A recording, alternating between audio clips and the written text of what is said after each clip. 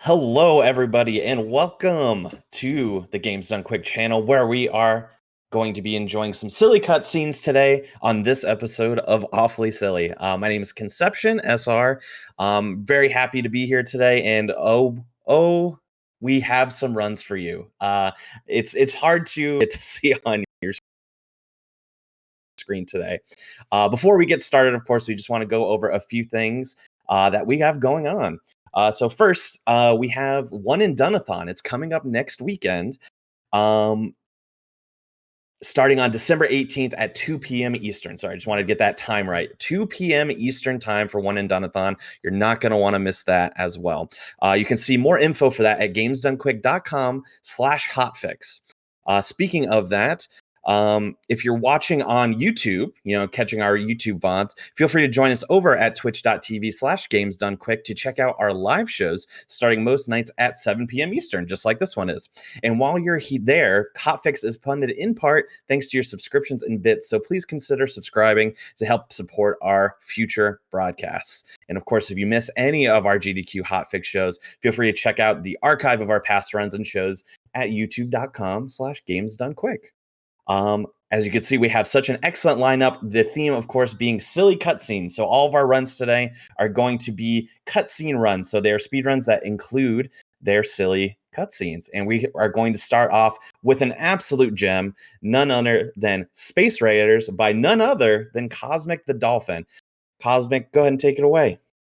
All right, so hello. Yes, this is Space Raiders on the GameCube, and I'm going to reset it so that everybody could get to see the wonderful. I'm doing off of a drive, so sorry that it just immediately went back into the menu here. But this is the gritty reboot of Space Invaders. So everybody remembers Space Invaders, 1978 classic arcade game. Yeah, somebody decided that there should be a gritty reboot of that. And, well, this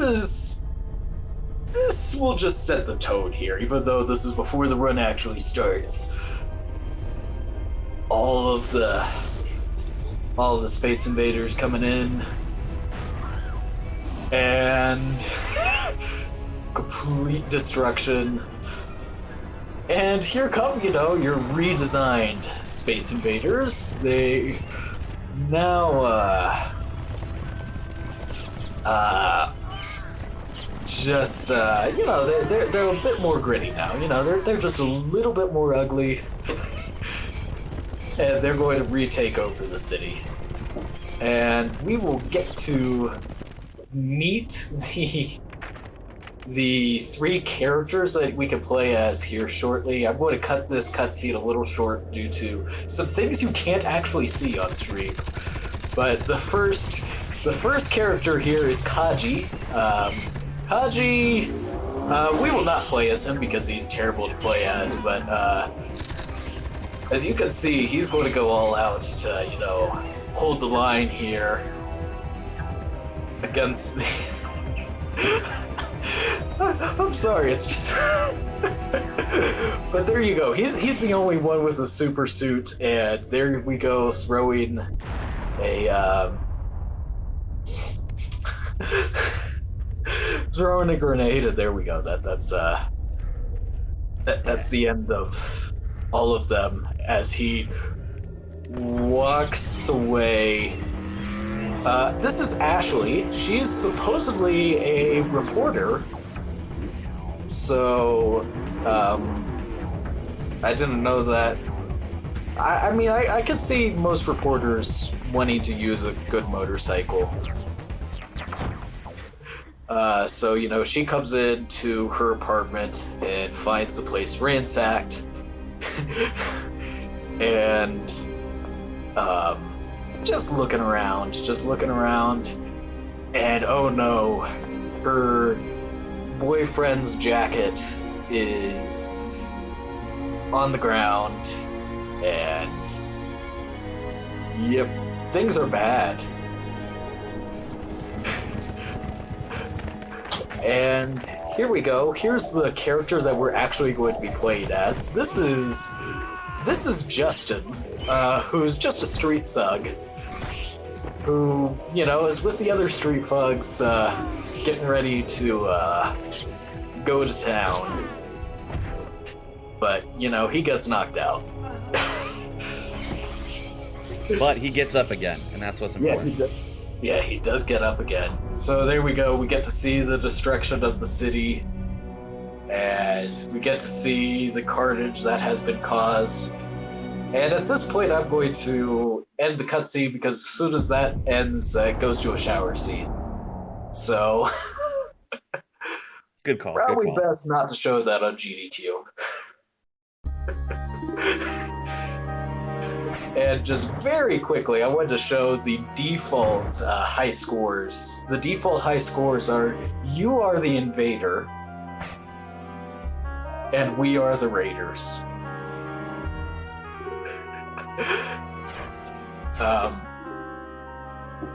So here we go. We're ready to go into story mode now. So I guess time to. They're never going to keep him down. They're never going. But he gets knocked down. He gets back up again. That's right. That's Justin. I believe Chumbawamba said it best. Yeah. So are we ready to go for our countdown? Yeah, go ahead. All right. So 3, 2, 1. Justin cutscene percent. So stage 1, we're here in the back streets.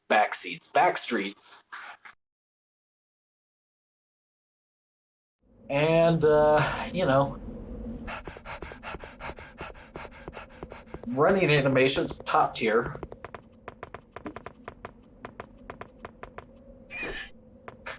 You leave me no choice. He has a machine gun out of nowhere, and that's what we use. It's time to mow down Space Invaders. So basically, I just want to, you know, get through all the Space Invaders as quickly as possible. Okay, one lift up there. So, fun fact with just how this game plays. Ooh, I got an extra grenade. That will be handy for later. The way this game plays is that you just need to clear out enemies as quickly as possible. And all of the different forms of the aliens here are... They can hide behind walls and other things, but thankfully with Justin we were able to shoot stuff down pretty well. This game has 2 movement speeds, and this is where this game requires a nearly brand new controller to just play. Because if you see here, this is the walking speed and that's the run speed. If you're not at like true 1, it's like 95% on the controller, left or right, then you will only walk. You have to be perfectly analog, perfectly left or right to run. So if you have an old controller, you will only walk, and you cannot have any up or down movement on the joystick, or otherwise you will walk. It is... I actually put in some small notches into this controller just for that, because it's pretty annoying whenever out of nowhere you start moving way slower than you were planning on moving. So what you're saying is all those competitive Smash Brothers players out there also have an advantage in Space Raiders. Yes. This game's like $3 used generally, so you know, if you want to enjoy this yourself, we're using Justin not only because he has the best cutscenes in the game. So somebody's asking in chat if notched controllers are legal. I don't think anybody's done a run of this game ever. I don't really care. Do we have rules here? Nah, it's awful, Block. Let's go, baby.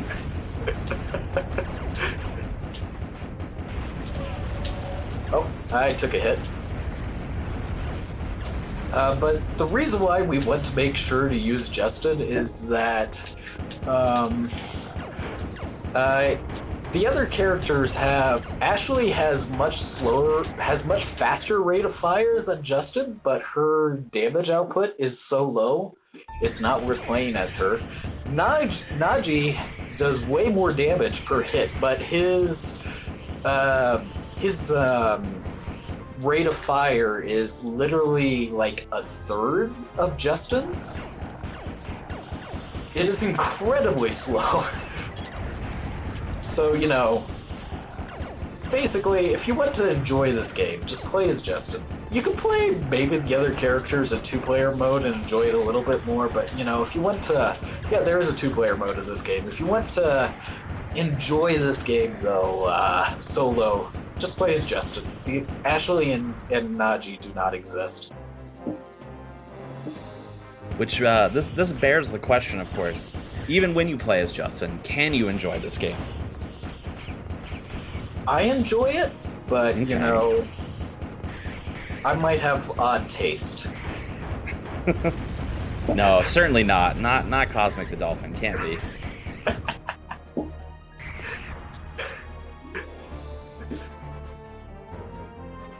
Also, you do have to mash to shoot in this game, because this is your standard shot speed that you can see here at the moment.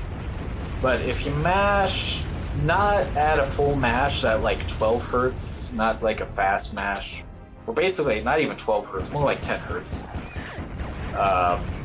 you shoot way faster. So I just kind of lock the controller in my leg and basically karate chops the A button, since I don't have great finger control, and that's how I get the mash done.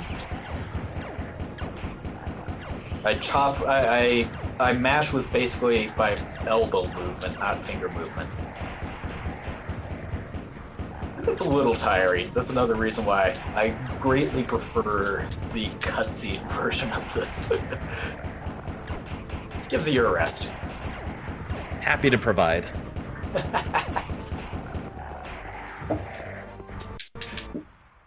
So I believe we're on to the first boss fight now.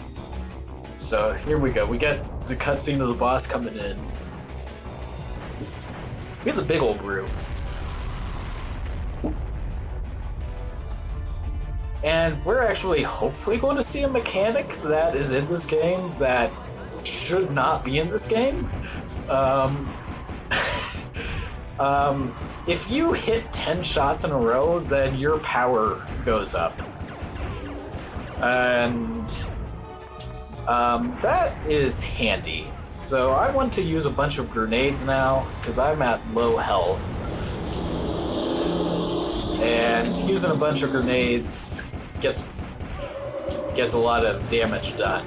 But I actually want to take a few losses. The reason being is this game has unlimited continues, and the grenades that you get do an incredible amount of damage. And every time you lose, you get 3 grenades. So taking a few deaths here and there to get a few grenades to instantly just, you know, chuck and like triple our damage output for a few seconds is wonderful. So yeah, this isn't exactly a game where I want to never take damage. I want to actually take a few losses here and there, because it does way more damage than just, you know, playing it normally.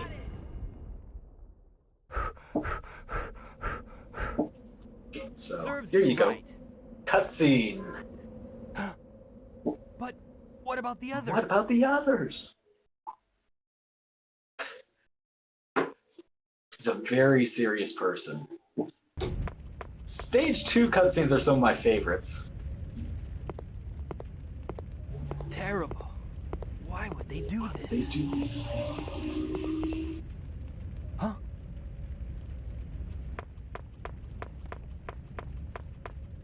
Hey, wake up! Whoa! It's taken over the body.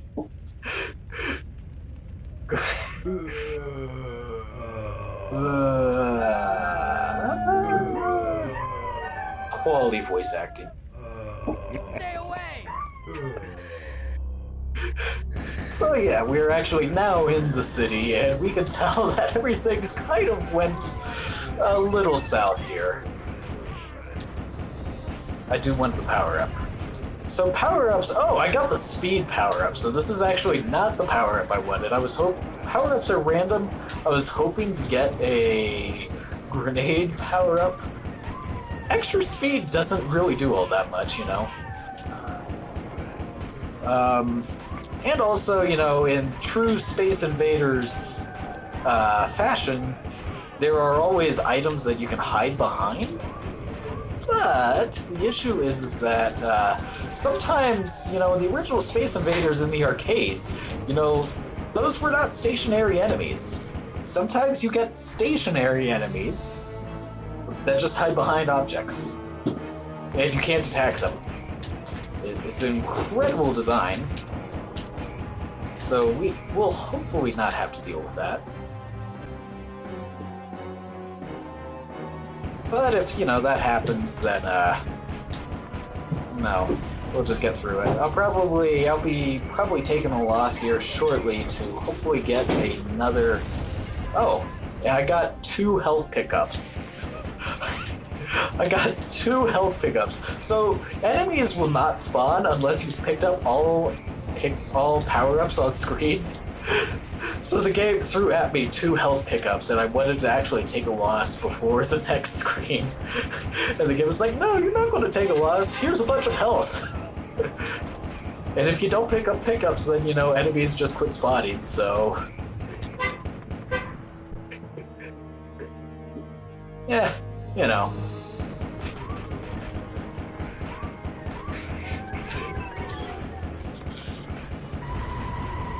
Oh, and so here we go. We now have apes that drive monkeys at us. Apes that drive cars at us that we need to just kind of dodge out of the way of.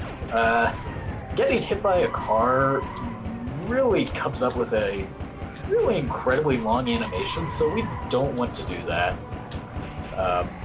And it does, like, no damage, so it's like long animation, no damage. It does not help us in, you know, our quest to take a few losses here and there. Or at least take losses quickly.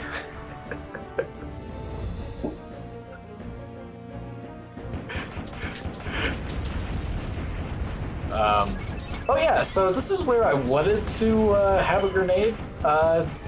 Which, now that I've cleared most of them out, there are invisible enemies that can spawn in, and, you know, the game won't spawn in more enemies until you've cleared out all the past enemies, and trying to hit invisible enemies that don't shoot, they just hang out somewhere on screen, yeah, it's not a fun method, but there you go. That's what happens whenever you get to start a wave with a grenade, actually. You know, what would be a really difficult wave just kind of, you know, it just kind of ends.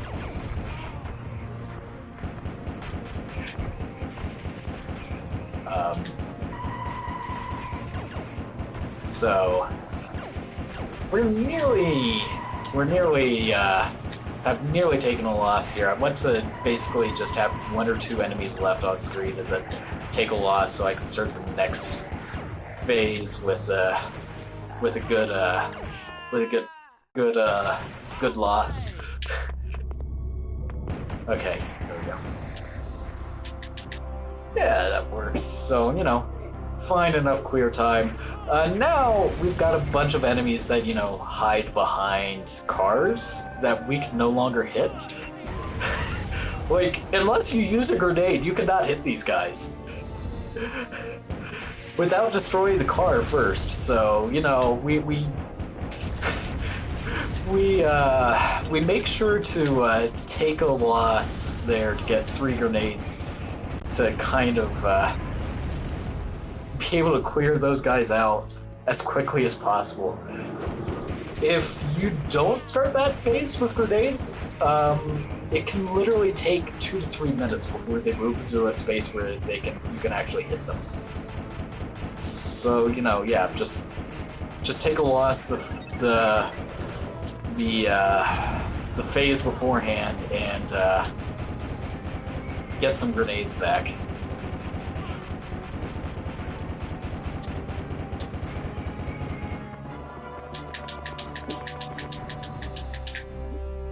Yeah, that power-up spawns a clone of you. Thankfully, the pink power-up spawns a clone of you, and the pink power-up also has turbo on, so the pink power-up, like, if you ever get the clone of you, they just do, like, 3 times the amount of damage as you do, because for whatever reason, their rate of fire is just absolutely godlike.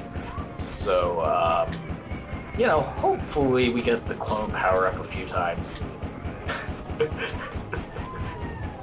Also, yeah, if you might have noticed, it's sometimes difficult to see the enemies, but here we go. We finally get to a cutscene of where the boss gets to spawn in here. This game is awful and silly, so it fits on awfully silly. I thought so. Yeah. I happen to agree with that. So here we go. This boss, it's just a giant plant. We just try to dodge around him a bit, get some good hits in. Someone in the chat on the first boss pointed out that it was Bowser. Then we have this boss, which is a plant. So is this just a Mario game? Did you just slip a Mario game by me? I probably did. That sounds about right. So I'm going to try to take a loss here shortly to be able to use some grenades to be able to take out the extra enemies the boss spawns in, instead of actually dealing with them as well.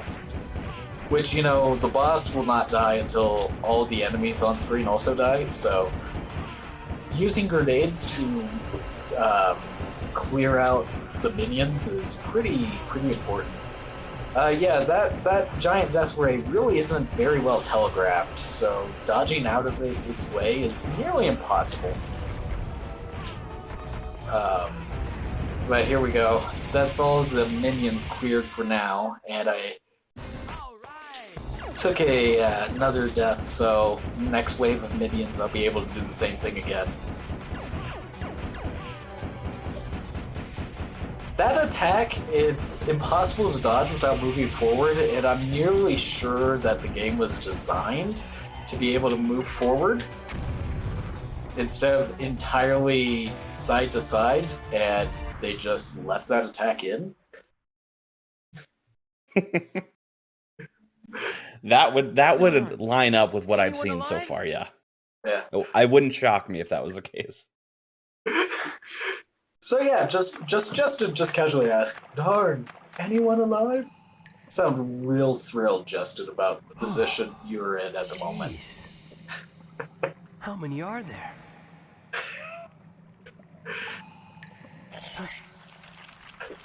Why won't you die? And, we get to start this phase with a bunch of grenades again, because again, they just hide behind giant concrete pillars. And we would need to destroy the concrete pillars to be able to defeat these enemies. Or, I could just chuck grenades over and basically take almost all of them out. Oh, now I'm invisible. That's a really handy power-up to have. So now I can't actually be hurt. Cool.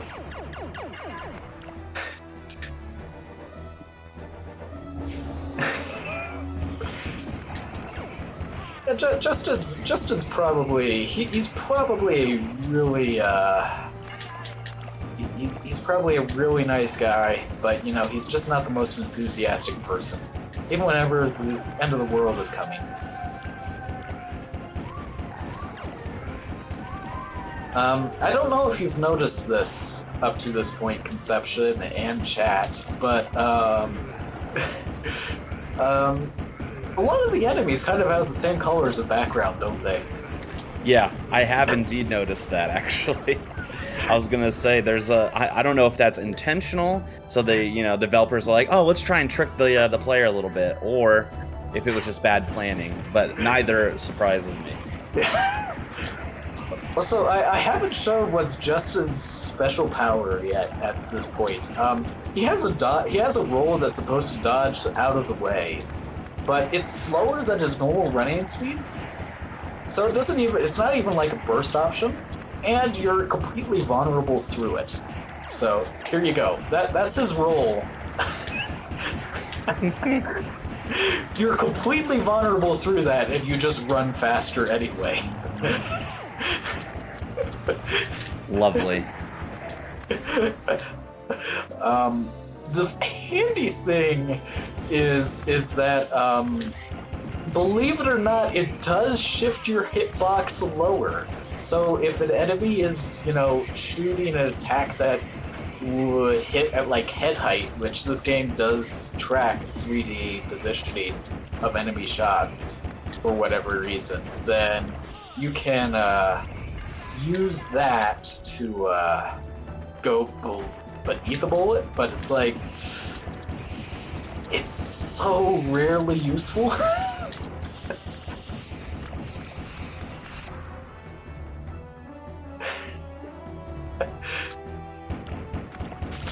So this is a there were a bunch of invisible enemies that spawned in. I waited for them to spawn in, that just tossed a grenade, and that phase is down. Thank goodness.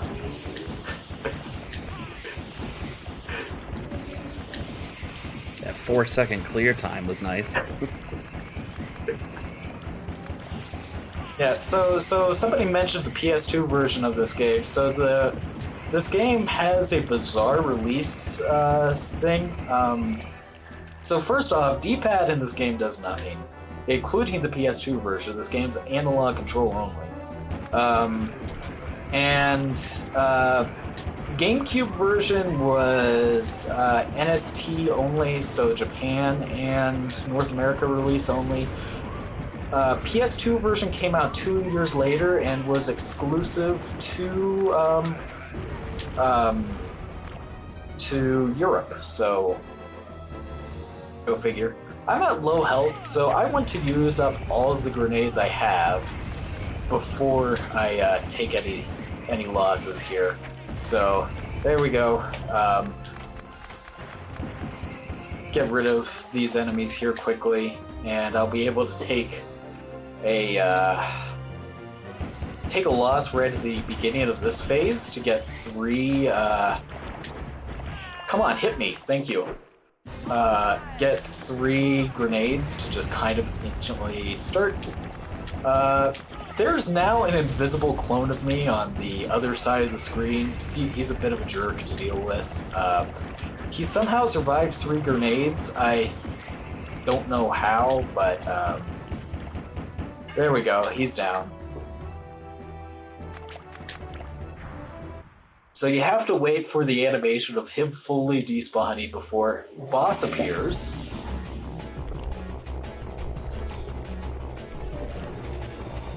And boss is just a giant ooze. Slowly waltzes in. So this is another boss fight where I will want to take a few losses through this to get grenades again, because he, like the last boss, can spawn in a lot of enemies at once, so it might look like, I'm at different points taking a lot of damage, but it is on purpose. I do want to take enough damage to get grenades again. Take a loss and, get a bunch of grenades. This is a speed run, not a score run. I don't want to stay alive. I don't want to keep my score up. Have you ever done a score-based run of this game? No, I never exactly want to. I don't blame you. But, yeah, the boss is actually almost down, so I was just 2 on track. So you know, go figure. Because this second phase of the boss fight has less health, but I can use the other power-up that I haven't used to this point, which is super shooting. It comes at the cost of 2 grenades instead of just... But, You can't get me. Super shooting, wow. but you know, For when shooting isn't good enough. Hey! Anyone there? So I want to know where there is. Everyone is dead. Everyone is dead. Whoa! The open mouth shot is just perfect.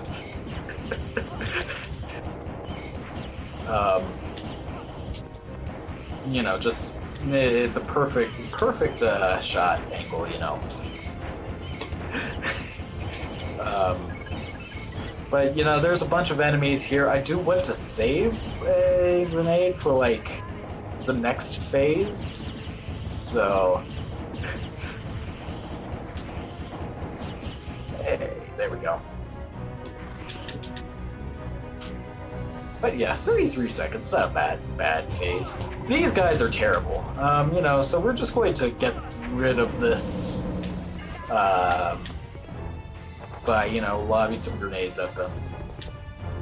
Those particular enemies can put up a shield and just be invincible for incredibly long amounts of time, so getting rid of a few of them all at once is really handy. So, you know, taking a death and getting some grenades at these guys is it's really it's just the smart move. It's just the smart thing to do.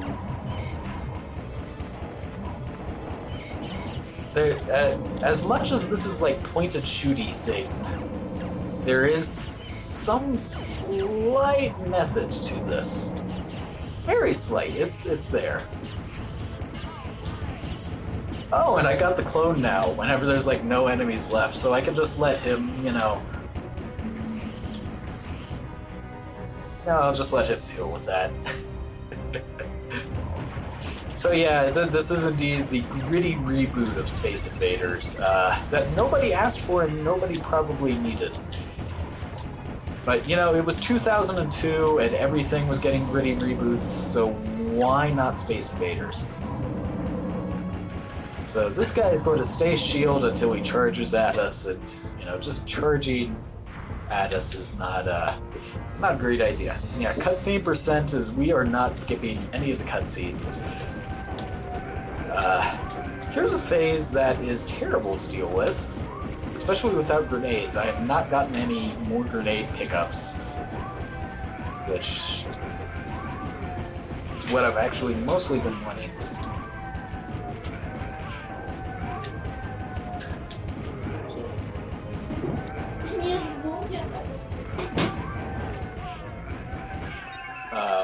Yeah, so now I've got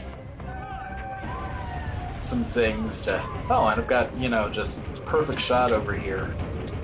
Finally taking these guys out for me. So these guys, after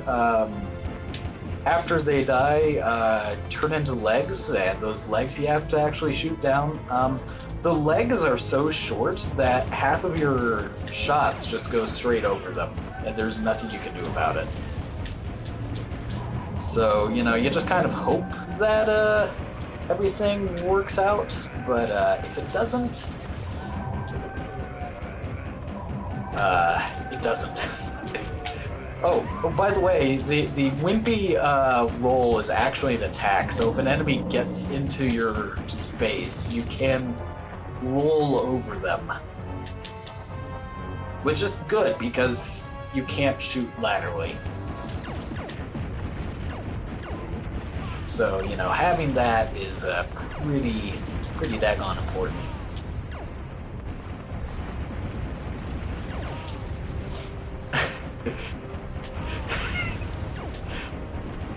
So, you know, I've let them take a good few hits on me, so I'm going to be at the next boss shortly, so I'll be able to, you know, lose at the next boss pretty quickly to get my store of grenades back up. But I get to deal with these guys. We use a grenade on them to try to get them out as quickly as possible because they can become invincible. So if I use a grenade on them, then the time it takes to get rid of them is a bit reduced.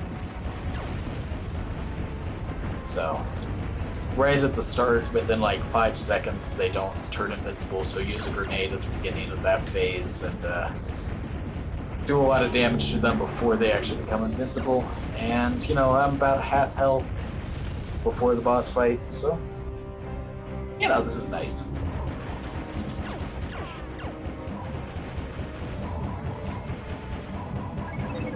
And same thing here, these guys are pretty strong. Unfortunately, the game decided to give me a health pickup.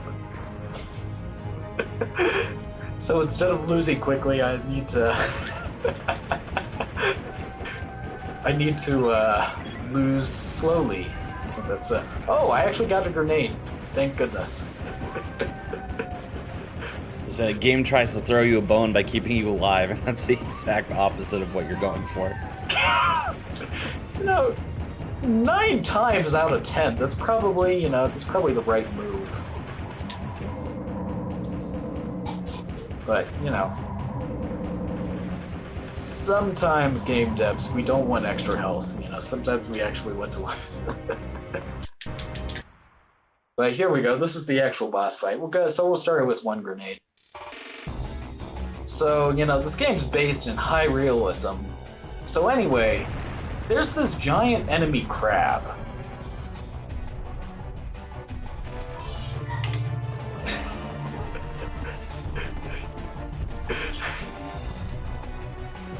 Unfortunately, we will not flip this crab over.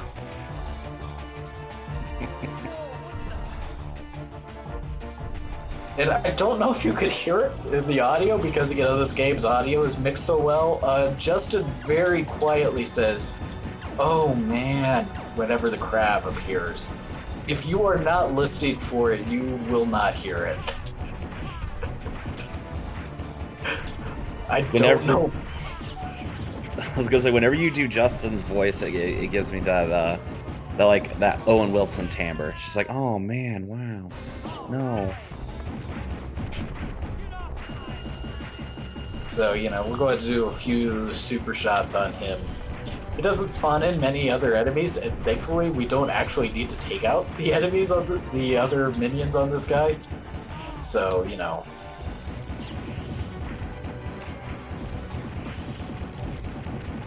I do want to keep trying to hit this. I actually kind of want to play this boss right, but I'm not exactly doing the best job of that at the moment, so, whatever. Because I can actually get a lot of hits on him at once, and your power level goes up depending on how many shots you hit an enemy with in a row. So, I'm like super powered at the moment, my shots, so that is actually a really handy thing to have, and the only reason why you're able to, get that super shot power up is thanks to how big of a target this is.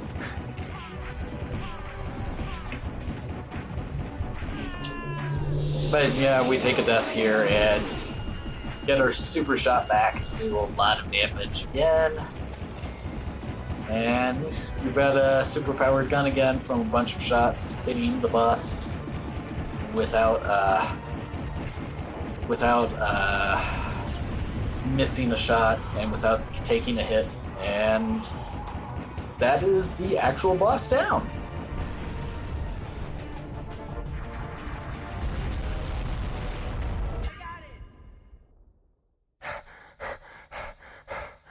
So this is where the game is now going to jump the shark. I'm angry. This is where, okay. Because Justin is now angry. And Justin, the street thug, knows how to fly fighter jets.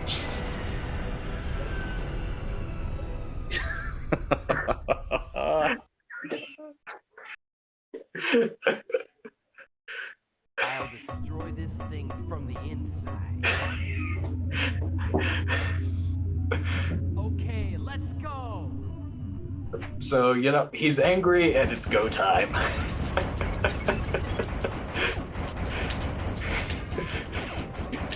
So, you know, now we're going to destroy the Space Invaders from the inside.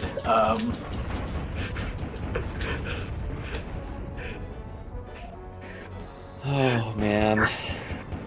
And these guys are paid to deal with because they can teleport away, so I'll just use my grenade on them while they're all bunched up. And,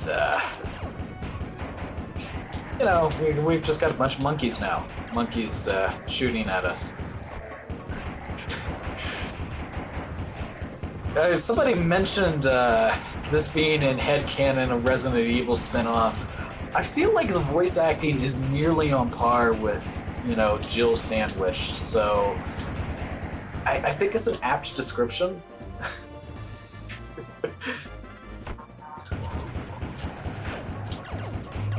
So, you know, we've got a bunch of enemies now that are just kind of hanging out.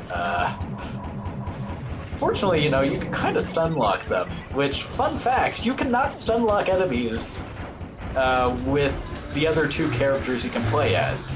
Because Naji's rate of fire is too slow to stun lock, and Ashley, even though her rate of fire is much higher than Justin's, is so weak, enemies do not flinch. So, you know, Justin lining up an enemy and just kind of stun locking them in place, he's literally the only character in the game that can do that because of, you know, just wonderful design choices. There's a lot of guys here. We'll take a grenade at them. 5-second clear time, you know.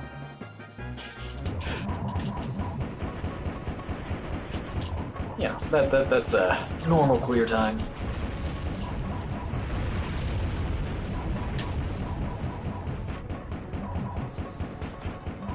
If you haven't got the basic gist of the gameplay at this point, well, it's run and shoot. But only side to side. Yeah, only side to side. And, you know, make sure not to walk. Run.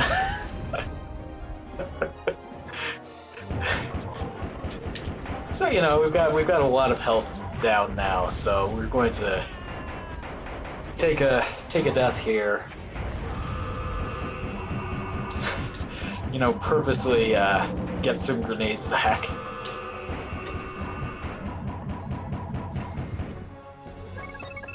Oh, and this power-up's flying across the screen. If you don't pick up power-ups, then, you know, the screen will not transition to the next phase. It's, you know, interesting design. So yeah, you know, used a grenade to start that phase a little quicker. Took out most of the enemies on screen. Just got these ones. Yeah, we're actually doing really good on time, so we're over halfway done, but yeah, it is a little bit of a longer experience. Some of the enemies are quite bullet sponges. The boss of this particular part of the ship is indeed quite a bullet sponge, so that'll be something fun to look at later. Oh! Wow, the game actually gave me a power-up as another grenade, so, you know, that's handy to have. Fortunately, it gave it to me too late, so most of these guys are invincible at the moment. So, I need to take them out kind of, you know, the way the game intended. So, you know, just hopefully stun locking them. Come on. Okay, oh wow, you both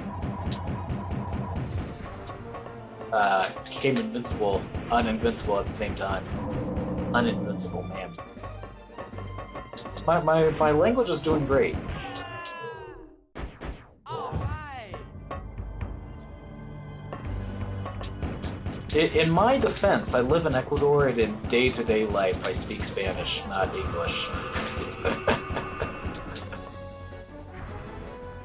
All sounds good to me. So here's a cutscene. Somehow, all the damage we did to the elevator has just kind of split it in half. Thank goodness we don't run forward, you know, or otherwise we could run off the edge. That's right. It was an intended thing. The developers were trying to save you. Yeah. I mean, I was originally from the U.S. I have lived in Ecuador for a very long time, so sometimes my English fails me.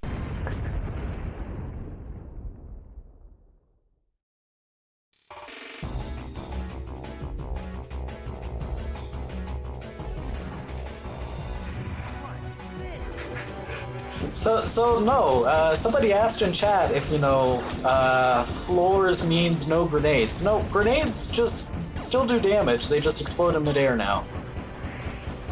They were at least, you know, that nice to us.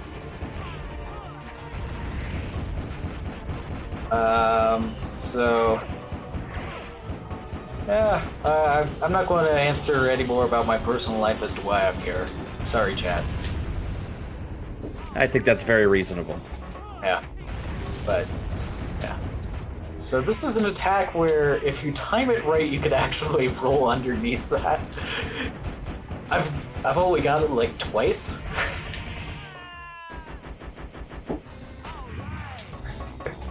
So now the boss just, you know, he comes up right close to us, and no matter where he is on screen, grenades still do damage somehow. So, you know, there you go. That's a reasonable reasonable movement option there.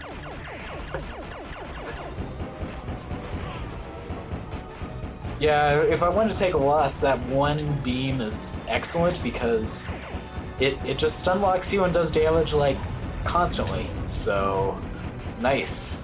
Okay, but yeah, that's the boss starting to go down. So in his final phase now, even though like his appearance does not change between phases. Besides him now gaining the ability to teleport.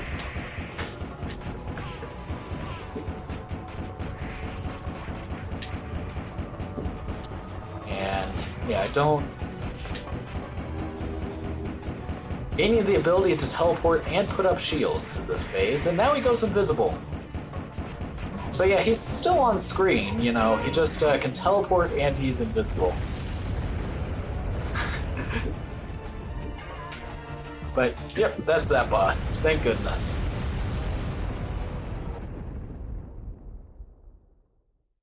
And if I remember correctly, this is where the cutscenes get really great. Because Justin's going to make them pay. Because they weren't good enough already. Yeah. What is this place? What do you want? What? That's my voice. It was not your voice, Justin. You want, Invader? Invader? You are the invader. You invaded my world. Mind-blown What moment do you here. mean, my world? My friends were here. Then you...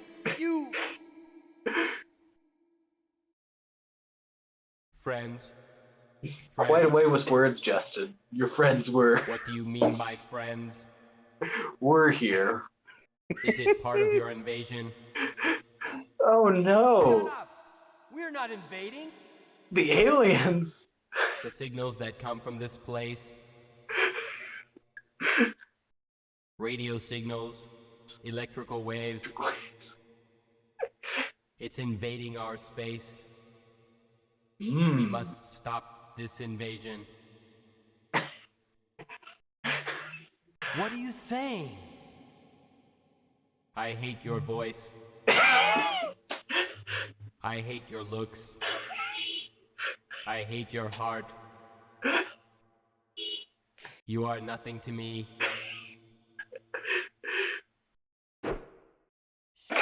What I want is to kill you, all of you.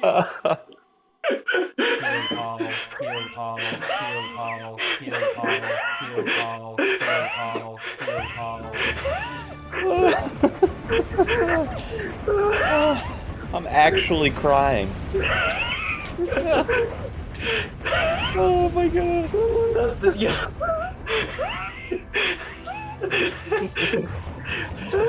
Oh, you did not lie when you said the cutscenes ramp up here. Oh man. Oh jeez.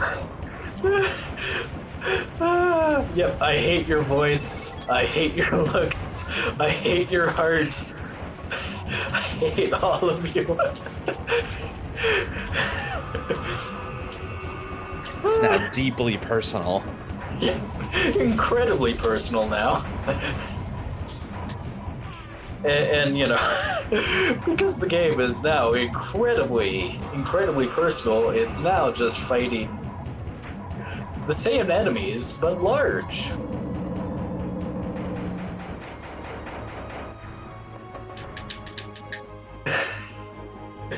Oh, man. Yeah, so I'm just going to kind of hang out here and take a few hits and, you know, get some grenades back. I do want to start as many of these phases as possible, as many of these waves as possible with some grenades.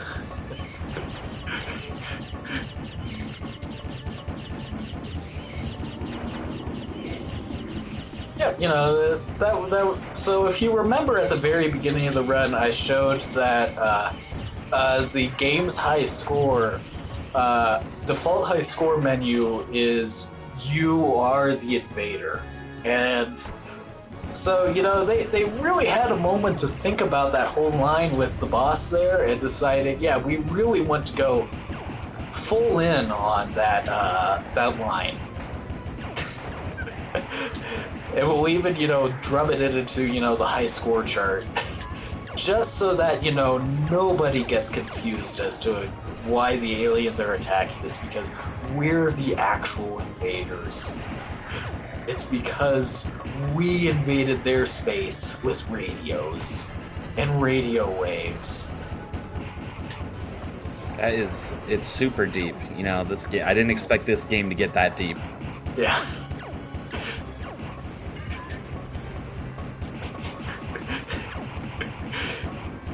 Essentially, you know, the entire game is a no you.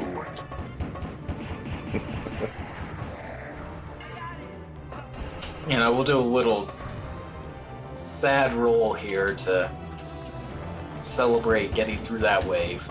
Now, this guy, he's a real pain, but now that there's a lot of enemies spawned in, I'm going to use one grenade on him.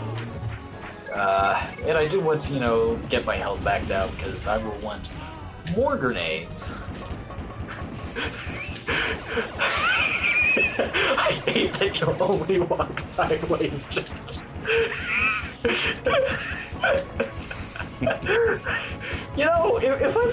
You know, that's probably a fair point. Probably a fair point.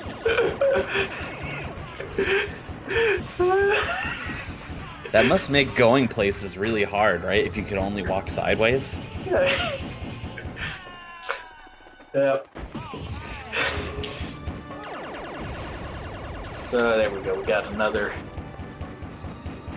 This particular guy, he's just I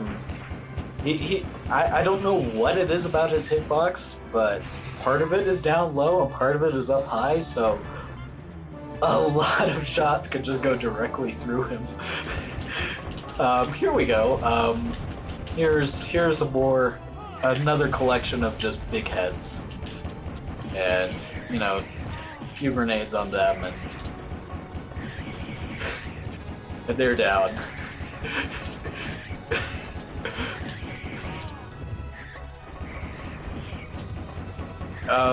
By the way, this game's final cutscene has no dialogue, but it will be just as good as I promise. I promise it will be as good as I hate your voice, I hate your looks, I hate your heart. If that's possible. I swear it is. That's you're hyping this up here because that's a hard one to beat, I feel like. It's going to be a close-up of something that probably should not have been a close-up with this game's graphical qualities. So...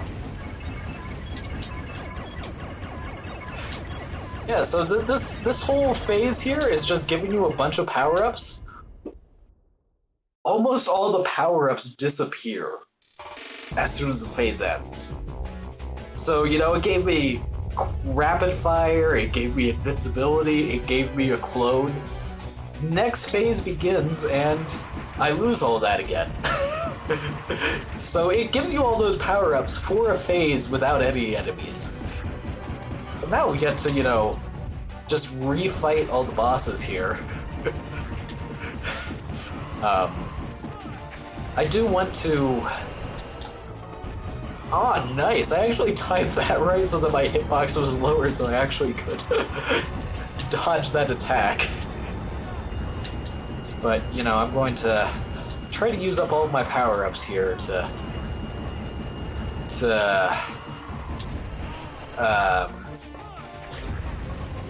get some good damage in on this guy before I take a loss.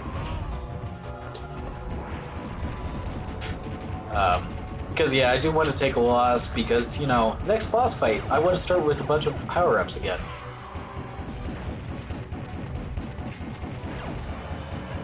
But, you know, there's that boss fight down, and you know what the game gives you? Full health upgrade. So, Stop trying to help us.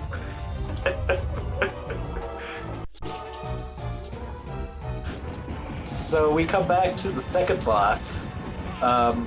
We will skip the third boss, thankfully. We will skip giant floating slime. We only redo the first boss, the second boss, and the fourth boss. The other bosses do not show up for the refights.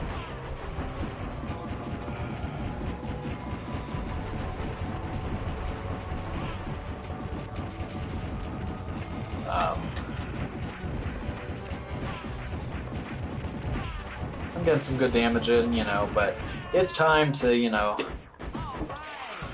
accept that we should lose at least once and get the super shots in, get some nice damage, and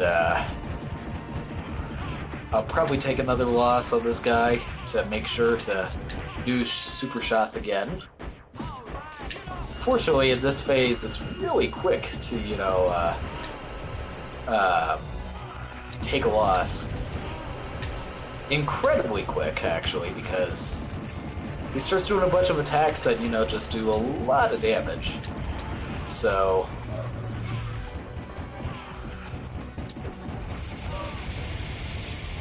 like, almost have another loss again already. So... there we go. Another loss, and another super shot. Tell me how you're supposed to dodge that without moving forward. But there's that boss down. You know, taking a few losses actually helped us. And... so there's this giant enemy crab, Redux. Bring back the crab. Abandoned monk become crab.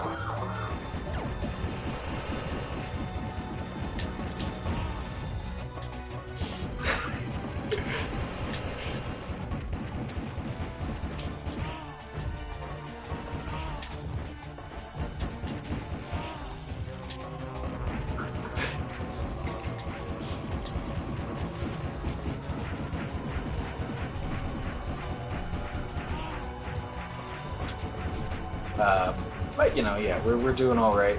We're doing all right. The only other playthrough of this game I found online that was a long play that was unusually fast. I was trying to figure out why it was so fast, but it turned out to be a task. So, I guess, you know, enjoy seeing how a human would play this. Such a good long play, the task. Yeah. Yeah, and it's also on a long play channel. It says long play. It's not titled task. The video is titled long play.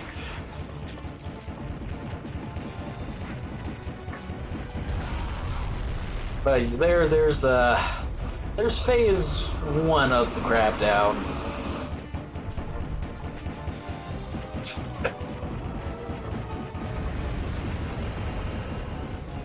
As nice as this tie is, it was only like 50 cents.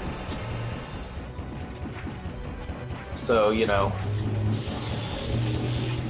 you too can find really cheap ties that were, you know, out of fashion for incredible prices. So, yep, I'm nearly down to a loss again here.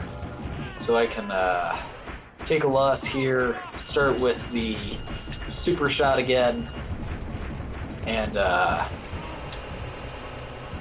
get some good damage in again.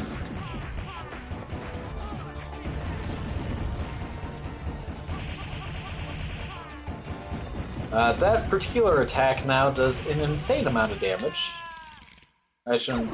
It's just an unfathomable amount of it, and you know that allows us to get another super shot in, and boom, boss is down. So now I get to start the final bosses of the game finally.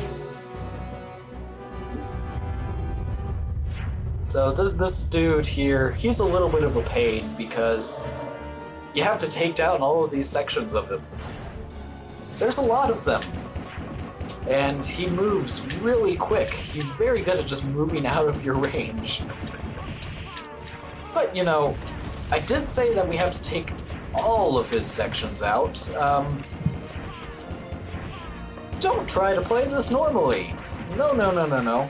Take a few losses, and, you know, get a bunch of grenades back. They're nice AoE attacks that hit every section of the boss.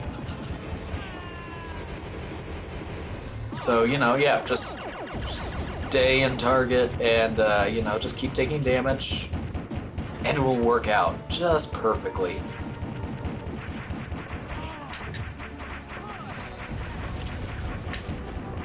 Now just hit every section of the guy at once.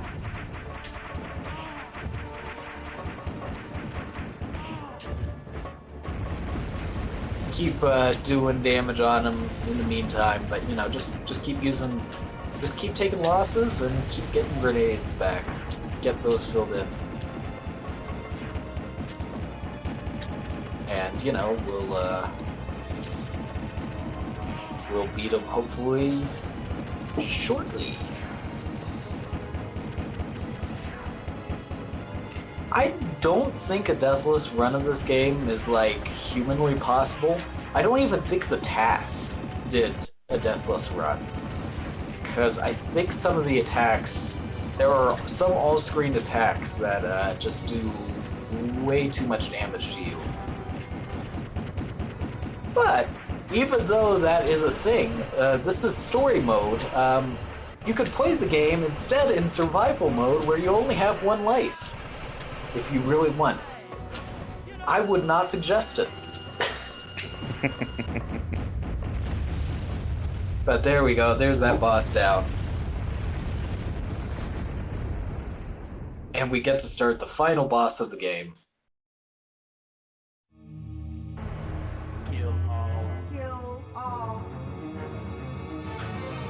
As he casually says, you know, just kill all, kill all. So I mentioned earlier that your shots, if you don't miss any shots, your damage output increases as long as you don't take a hit. the final boss, they designed it so that all of your shots auto-target.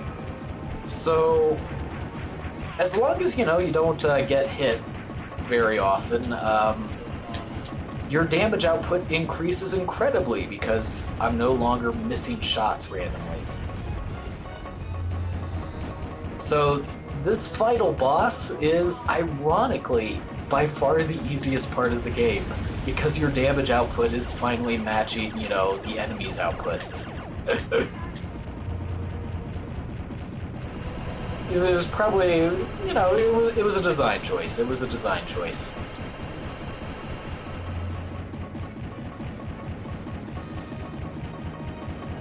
Yeah, we just need to keep damaging him. There's that phase of him dead. And, now we're on to the final phase of the final boss, which, again, see how much damage I'm doing now because none of my shots are missing. It's ridiculous how much easier the final boss out of nowhere gets compared to the rest of the game just because your shots auto-aim. And you no longer lose power because your shots don't hit. So time is coming up very shortly.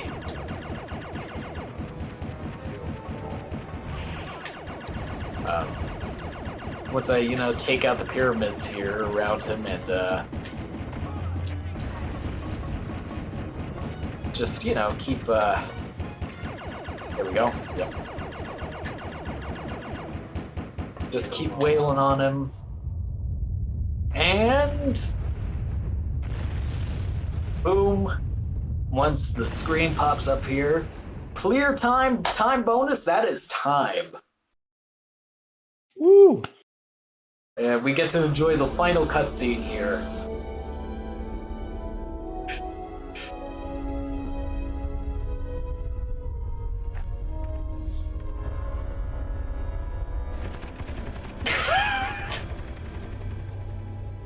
¿Ya acabaste?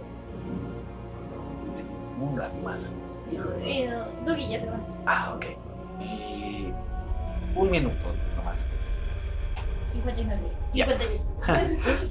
But yeah, no dialogue now. The final cutscene, and you just get off. You just get a nice shot of Justin just shooting into the air. But that's Space Raiders. It's a wonderful game.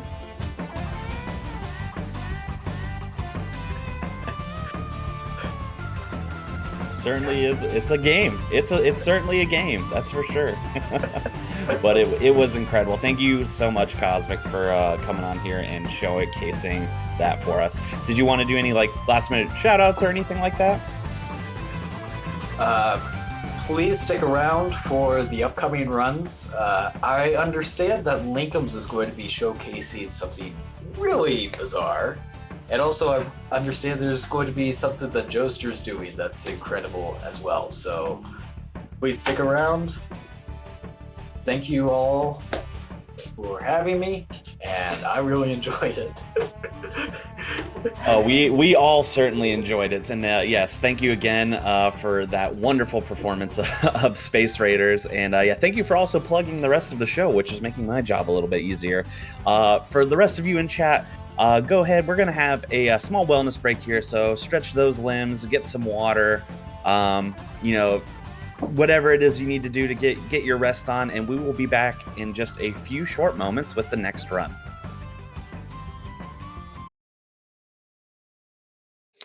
All right, and welcome back to Awfully Silly, the episode, of course, focusing on silly cutscenes this time around. I did want to point out that we found out afterwards for Space Raiders that Cosmic the Dolphin actually got a new PB / what we believe is a world record. So big congrats to Cosmic for that.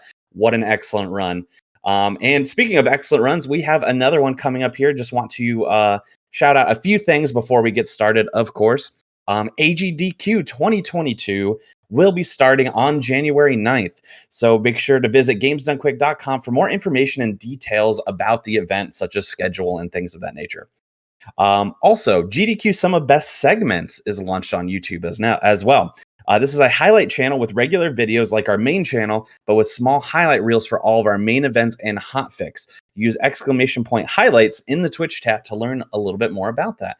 Really great channel, has some nice bite-sized content as well. So feel free to check out that channel and subscribe to it if you so choose. For now, we're going to jump into our next game, which is going to be JankBrain, any percent with cutscenes by Linkums. Linkums, go ahead and take it away. Hey there, I'm Linkums. I'm taking it away right to you, though, so really it's like taking it to you. Anyway, JankBrain is a game. We're gonna just get right started. How about it? 3, 2, 1, go. Best of luck.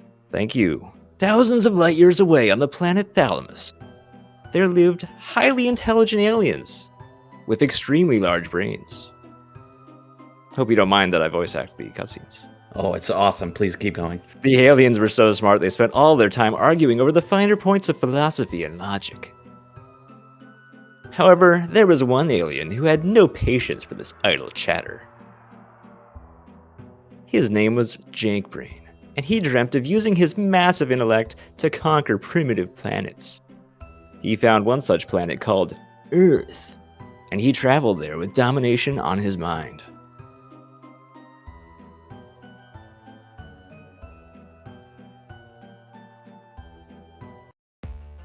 Oh man, we're starting. All right. So, JankBrain is, in fact, a video game. And I'm not going to tell too much about it yet because I'm just going to get interrupted by another cutscene right after this stage.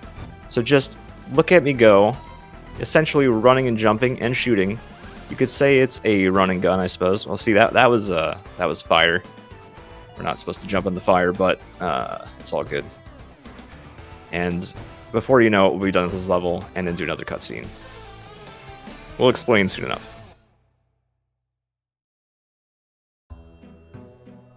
JankBrain was captivated by this beautiful, shiny object. Certainly, the humans must use this metal as their world currency, JankBrain thought. If only JankBrain could corner the market on this gold, he could take over this world's economy! Exclamation points. And that is the plot. Is this a Dumpster Bear clone? In fact, this is the third in the Dumpster Bear trilogy, a prequel, in fact.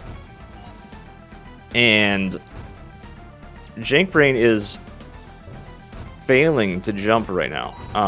JankBrain is one of the final bosses of Dumpster Bear 2. And so this is the backstory of the anti-hero JankBrain.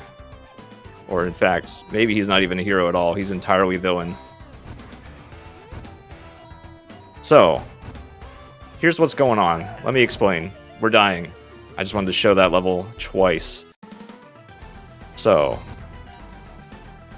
what we do is we go fast, but there are pills that I'm collecting, and the pills are very important.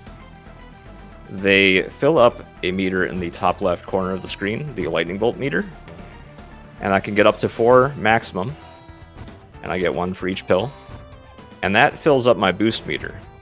And if you watched the Dumpster Bear 2 run, which I'm sure you, of course, definitely did, Dumpster Bear 2 you can boost basically constantly. In this one, you boost with those pills filling up the meter. And the more your meter is filled, the higher your boost is, or the stronger your boost is. And the boost will not only launch you in the direction of your choice, but it will also destroy enemies and make you very briefly invincible. So it's very nice.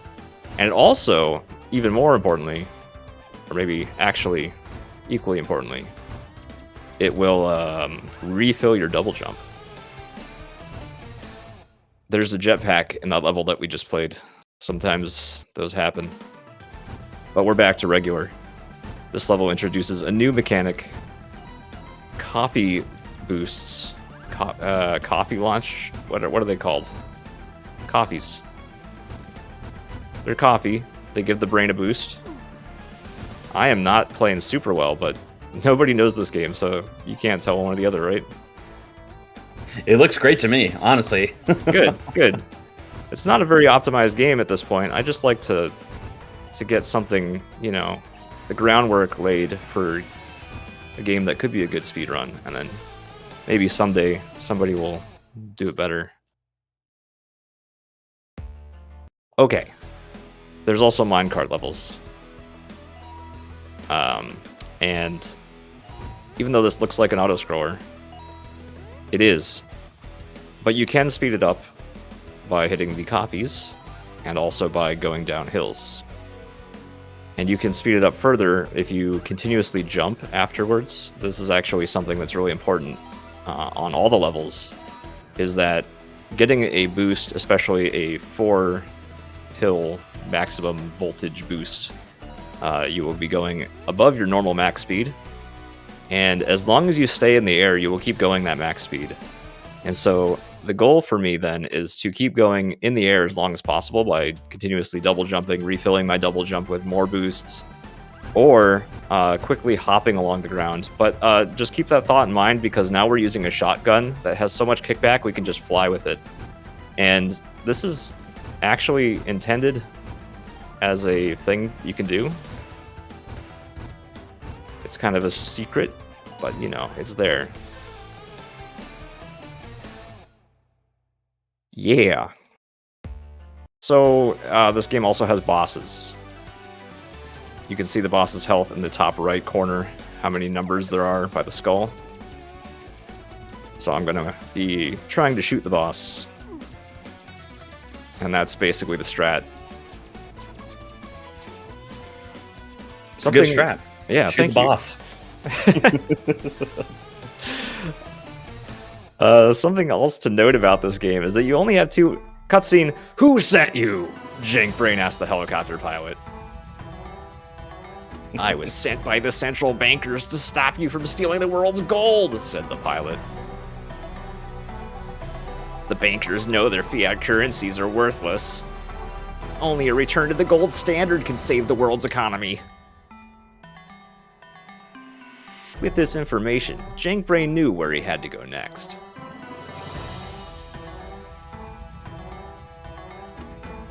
Somewhere.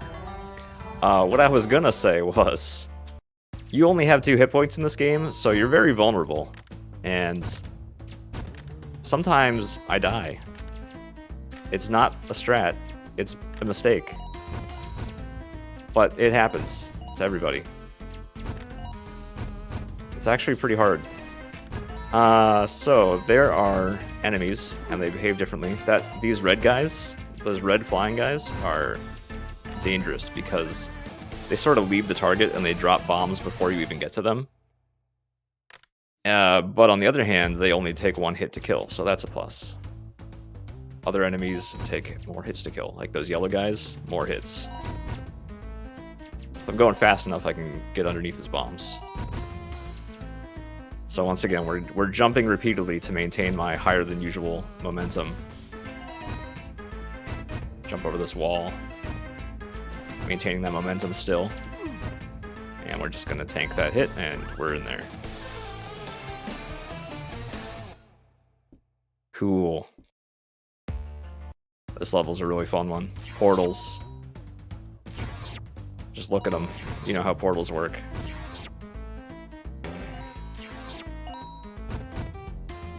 So maintaining momentum as much as possible, refilling.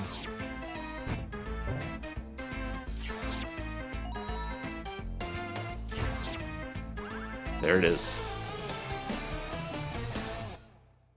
So if you want to buy this game, it's available. Yeah, good. I'm glad it's available. It is available, in fact. Highly recommend, or at least moderately recommend. It's surprisingly fun, as well as Dumpster Bear 1 and 2. They're both surprisingly fun. You can see that they spared some expense with the graphical assets, but the soundtrack is in fact entirely original, composed by Mike Petrie, who everybody knows. Well, they may know. They know now. Good music. It's a shame that I finished the level so quickly, so you can't hear more of the music. Guess we'll just have to go and play the game then. That's right. It's actually on Spotify, I think. At least the Dumpster Bear soundtrack is, which is also same composer. So yeah, these levels I can speed up by hopping repeatedly, but it's really dangerous. Very frequently that if you jump in these minecart levels, you're just going to end up falling in a pit, and there's not a whole lot you can do with it, do about it. I am also holding right to go slightly faster, which is a pretty advanced strat for this stage. If you don't hold right, you go at standard slightly slower than this speed. And there it is. There's a neat thing here. You can climb walls if you push it repeatedly until the screen pops up. There it is. Hope you enjoyed. Alright, I have a note in my splits that says jump immediately right, and we can jump midair right out of the start to get a slight shortcut. And we're off. That was close. I didn't take damage though. So there I am, taking boosts, refilling my boost in midair with more pills, and then continuing on. You can chain your boosts together like that. It's very satisfying. Alright. Jetpacks again. The jetpack, I can't really maintain my momentum after a boost. I just gotta use the boost, and then it gradually slows back down. Which is, you know, how a normal thing would probably work, I guess. And, so we're going, trying not to take damage. Getting as many pills as possible. There it is.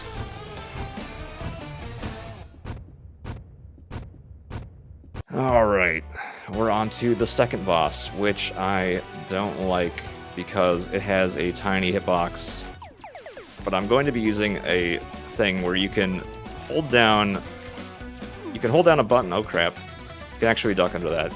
You hold down a button to basically ground yourself in a position and be able to keep... Oh no! Here's another thing that you can do. You can spend the pills that you collect throughout the game to retry one time with an extra heart. There's no reason not to if I die.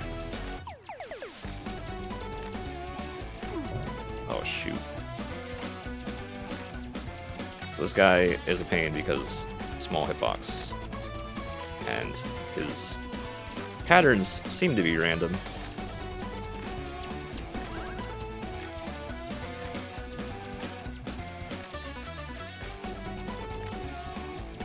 Come on, come on, come on. There he goes.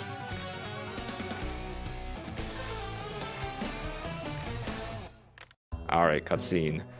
JankBrain was delighted to discover that his robot could access the central banker's secure computer network.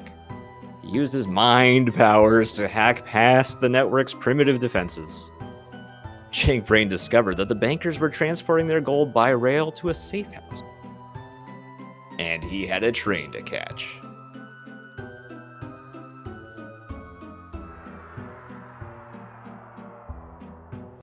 Alright. World 3. It's starting to get hard now, alright? Like, there's lots of things that hurt at this point in the game. And like I said, I only have 2 hit points, which is hardly enough. And there's no checkpoints either. Uh-oh, I died. Ugh. Alright, so there I used my 4 boost right before I hit 2 more. So I was able to refill. But yeah, well, whatever. It's not perfect.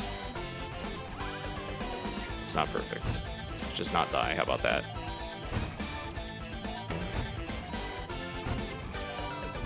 There it is. There it is. It's a short level. It's okay.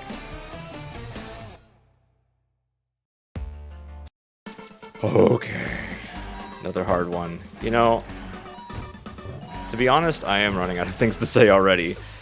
I was gonna wait, actually, until, like, World 4 or so. But if they're ready, I do have a surprise guest here. Linkums? Hello? Oh, hi. Is this Linkums? Who is this?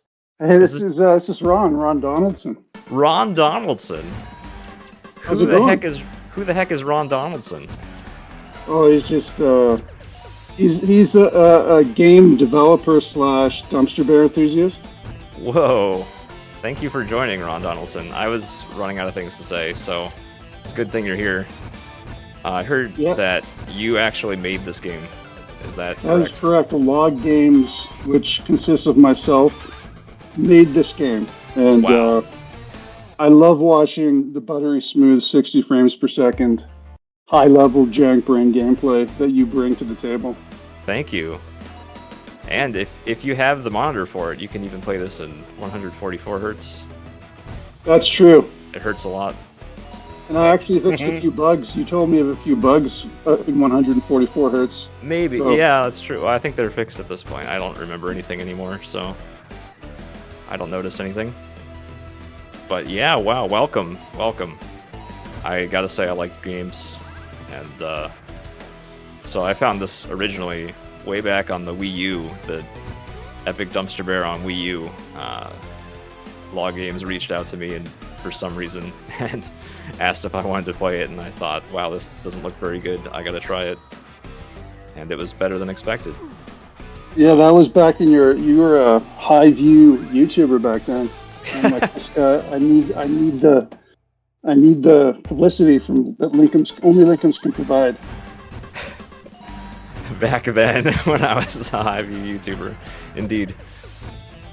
All right, we got another shotgun level, by the way. I'm just kind of oh crap.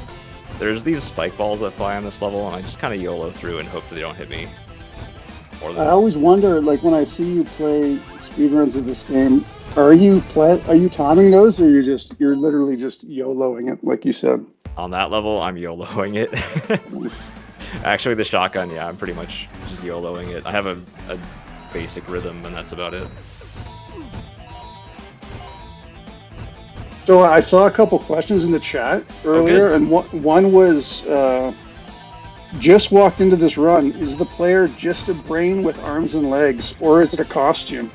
And there's actually a funny story behind that, because I don't know. The more eagle-eyed viewers might have noticed that JankBrain has furry arms and legs, and the reason his arms are furry is he's actually a chimpanzee model underneath there with a big brain pasted on top. So technically, it is a costume. Wow, but I didn't actually, know that. it's not. Crap.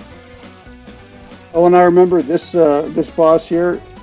When this game first came out, the entire Zeppelin balloon would flash repeatedly red. I don't know if you remember that. I do remember that.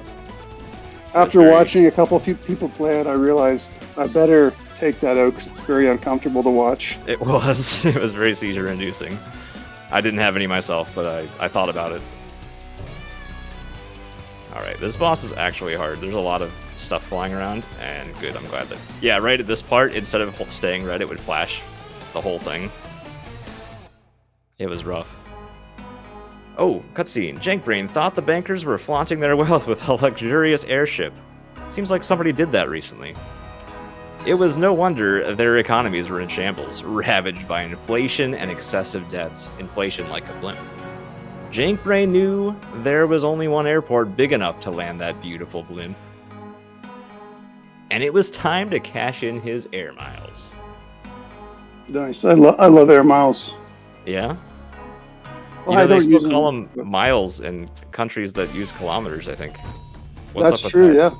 yeah. Log Games is a Canadian company, and they are not called air kilometers there. What's up with that? That's weird. Actually, I have a follow-up question. Someone said, may I ask what gave him the idea for the character design?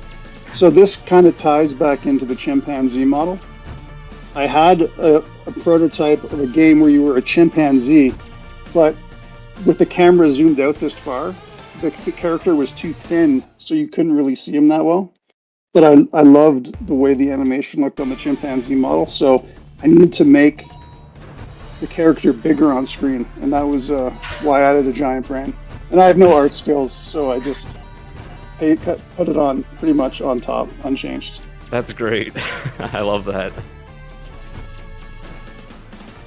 And there was all. Yeah. This is the hardest world by far, I think. I agree, and it's partly because practically everything kills you in one hit. All these flame. Oh shoot! I got stuck under that. I've never done that before. All these flaming propellers kill you in one hit, so it's really dangerous now. And it's a lot more tricky platforming, and there's still lots of things that kill you in 2 hits, which is hardly any better. Oh, there was one other question I wanted to address from the chat.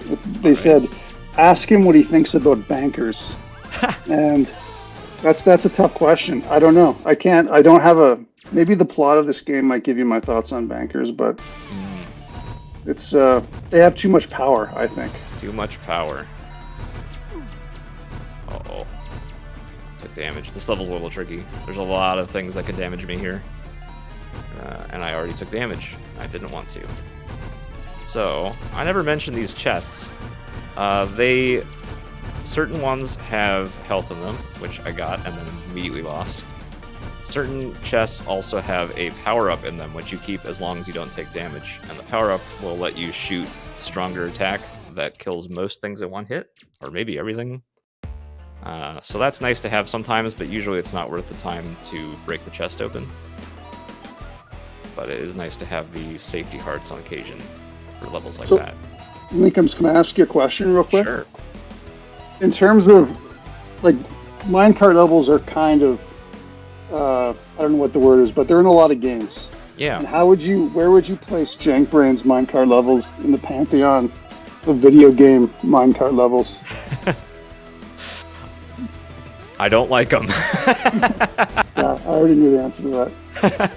But others I've heard do like the JankBrain minecart levels, so that's just me. I think I don't like minecart levels anyway. Yeah. The idea came. I wanted to have a dumpster bear minecart level with dumpster bear in a minecart, but I could never have the time to do it, so I threw it in JankBrain. And technically, that asset, the minecart, is actually a dumpster asset. Oh, right. This is another level that it's very easy to take too much damage in. I already took the damage. We have another new weapon here, if you noticed. It is strong and shoots in an arc. It's kind of weird, kind of janky, you might say. So here's a reason why it is janky is because most of the physics in this game are my own kind of character controller physics. But these lobby weapons, just like the bombs and dumpster bear, are controlled by rigid bodies in Unity's physics. So that's why they feel a little weird, because they're like Unity physics and not Log Games physics. Oh, okay.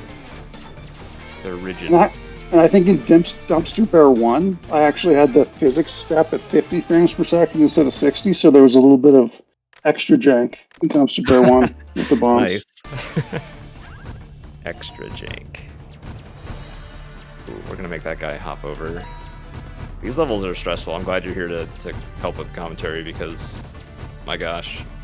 I can only imagine speedrunning these. I'm very deliberate when I play these levels. It's rough. You don't want to boost too fast in these because you can fly right into a one-hit kill fan, which are everywhere. Oh man. Alright. Or a two-hit kill bullet. Alright, not bad. Not bad at all. Alright, you know what? I don't know if this is when you want to talk about it. Oh, never mind. Let's talk about this boss instead. This boss is neat. This is my favorite boss, just from design, like character design. And, because it's funny. It's the classic Spike Searchy character design. Yeah. So, yeah. I didn't want you to think you could jump on it. That's why. I like how it turns the wheels sideways and it flies up in the air. That's what I like. And I could only do that because the asset had the wheels as separate parts of the mesh. So luckily that was the case. Alright. Line up for the last time. Yes, and this song does slap, as was said in the chat. Mike Petrie, I'm glad you called him out, but he's I really liked what he did with the boss theme in this one. All right, you have 80% of the world's gold. You've cornered the market, said the driver. The bankers now have no choice but to issue a world cryptocurrency. Cryptocurrency! Exclaimed JankBrain. JankBrain knew the human simple encryption algorithms were no match for the hyperquantum computer on his spacecraft. JankBrain hacked the airport's radar systems and found the location of the banker's crypto servers deep in the Red Desert. I don't know if you noticed, Linkums, but that hyperquantum computer is the same computer that Dumpster Bear uses to find JankBrain's secret hideout in Epic Dumpster Bear 2. Oh, just wow, with a that's slightly different shader. Continuity or something, right? Yeah, little Easter egg for Dumpster Bear fans. Nice. There is a secret ending cutscene if you get 100% in this, or whatever, 100 all levels or something, that carries over to the Dumpster universe. Dumpster Bear cameo. The Dumpsterverse. Yeah, the Dumpsterverse, right? Oh yeah, I was gonna say, maybe you were saving this for the end, but what? Oh yes, yes. What platforms is this on anyway? So it's on PlayStation store right now. So PlayStation 4 and PlayStation 5 via backwards compatibility. Oh. And also Steam. However, in the new year, JankBrain will be releasing in all its 60 frames per second buttery smooth glory on the Nintendo Switch. Whoa, Nintendo Switch? You can enjoy JankBrain on the road, on the bus, in the back of your parents' car, walking down the street, everywhere, portable. That's incredible. I can't wait. Wow. Now I finally have a reason to keep my Switch. I gotta play Metroid Dread, actually. I've been putting that off. Well, it's almost as good as JankBrain. It's pretty good. I have the feeling it might be a little bit better, but I'll take your word for it. Oh, by the way, guys, these saw things will also kill me in one hit. Everything's very dangerous these days.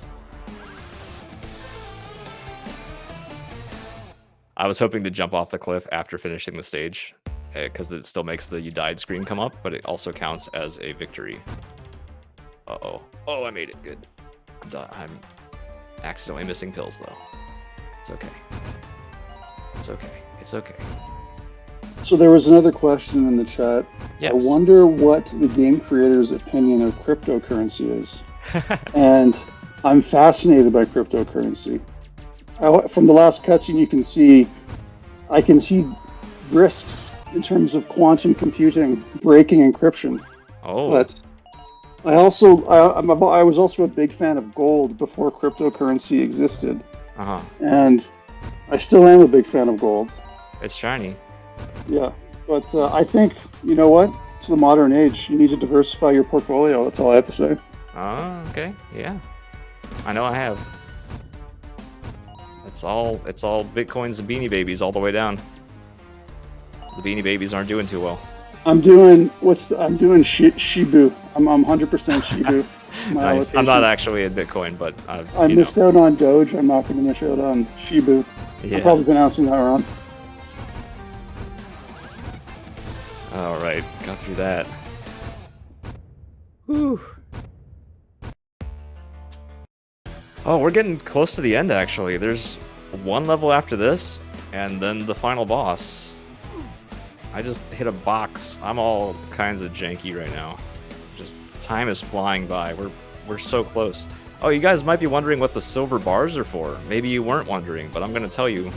The silver bars, there's 3 collectible silver bars in each stage, and you can use them to unlock bonus world levels. There are also bonus levels inside the main worlds that you can get with secret exits and with spending the pills that you collect throughout the game. It's all unlockable in-game. None of this is microtransactions or anything like that. You know, no, we don't have any NFT level DLC or whatever. It's just, I mean, you would think JankBrain might, but no. No, all the game design is lifted from early '90s platformers, almost exactly. Although Before- lives, I hear, are a outdated concept. That's true. That's true. Alright, this is the last level before the final boss, and the final boss goes quick, so just so you know. Look at me go. In case you're just tuning in, the goal here is to go fast, to use the pills to boost, and stay in the air as long as possible, chaining the boost with more boosts and jumps. The boost refills my double jump. And there we go. Let's not take damage right at the end. That'd be good. And there was one more question. I can Yes. enjoy JankBrain at a rooftop party or at the side of an outdoor basketball court. And yes, when it's released on Switch, you can enjoy JankBrain at a rooftop party. And after you successfully sink a three-pointer at the side of a basketball court. Alright. Final boss. We jumped over him so that he didn't do his main attack cycle. He would turn invincible normally, but he didn't. That's time. Cutscene. Well, if it isn't the chairman of the central bankers, said JankBrain. You're just in time to watch me break your cryptocurrency encryption. JankBrain used the hyperquantum computer on his spacecraft to hack the blockchain and transfer all cryptocurrencies to his personal crypto wallets. Ha ha ha ha! Laughed JankBrain. Your fiat and cryptocurrencies are worthless. I'm sorry. I was just making it up as I went along, said the chairman. You are right. Gold is the only true store of value. JankBrain now controlled the world's economy, and he issued a quantum cryptocurrency called JankCoin. That was backed by gold. Somehow. The economy began an unprecedented expansion, with JankBrain controlling it from the shadows. Happy ending. Until we play the sequels, the main next games chronologically in the Dumpsterverse, Epic Dumpster Bear 1 and 2. You'll have to see what happens in those. But that's it for JankBrain. We successfully took over the world as we wanted. There it is. Thank you. What else do we have to say? Anything else to say? Ron? I love watching JankBrain dance. That's all I Me have to say. too. Thank you for joining me, Ron. Thank you Thanks for for having me. hosting Conception. Yes, of course, and thank you both for being here and for being part of this this silly cutscenes episode. And they were indeed very silly, so it fits right in perfectly. For everyone still watching at home, while we enjoy this beautiful JankBrain dance from both Linkums and JankBrain, do not go anywhere.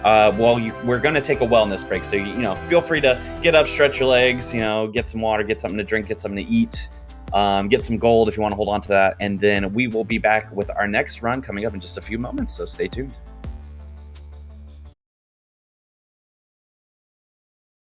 Hello again, friends. Welcome back to Awfully Silly, the Silly Cutscenes edition, as you can see by our previous two runs, which have both been quite silly indeed. And this next run is I think a lot of people will recognize this run from the past, and you'll know exactly that it fits in. But before we jump into it, one quick announcement we wanted to make is that, of course, One and Done-a-thon is coming up next weekend, starting on December 18th at 2 p.m. You can see more info about that, including things like the schedule and all that, at gamesdonequick.com/hotfix. It's going to be a great event. You definitely won't want to miss it. But without further ado, we simply must dive in to the legendary, the infamous Mort the Chicken, run by none other than Joester. So go ahead and take it away, friends. Alrighty, hello again, everyone. This is Mort. You guys may remember this from SGDQ 2019. Hard to believe that was 2.5 years ago.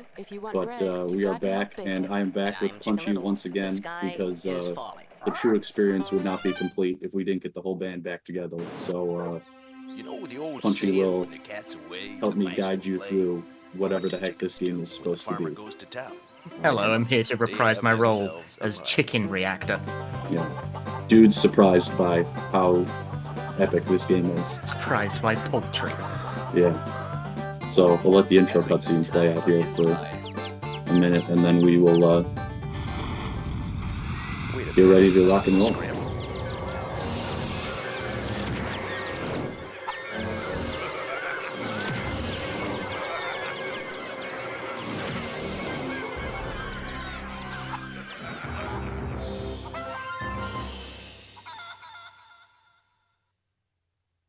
I think that's the last cutscene. I don't remember, actually.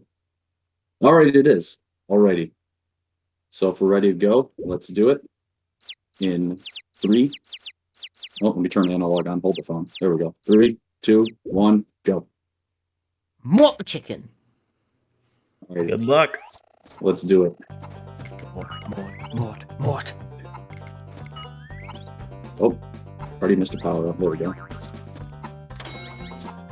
So there are a lot of power-ups in this game. They're all extremely overpowered. In this level, I got the spring that lets me jump super high, and the magnet that just draws chicks in from crazy far away. The goal of the game is to collect the chicks and bring them back to the starting point. It's like flickies. It's like, what is it, 3D Blast? Sonic 3D Blast? Yeah. I'm going with that. That's my point of comparison. Yeah. But the real goal is to just enjoy the lore. So. Slaves by the formless squishy things who live in the universe parallel to our own. They took our cubes. Silence! In retaliation, we took a number of the small squishy things, which we will keep until the cubes are released. Silence! These squishy things have sent a ruthless commando, known as Mort the Chicken, to rescue these small squishy things which we have captured. And he has met with some success. Therefore I, Cubicles, implore you, find this Mort the Chicken. Bounce on him. Run over him. Roll over him. Smash him. Spin on him. Damage him. Jump on him. Smash him. Smash Mort the Chicken. Mort the Chicken must fly. Silence! I, Cubicles, have spoken.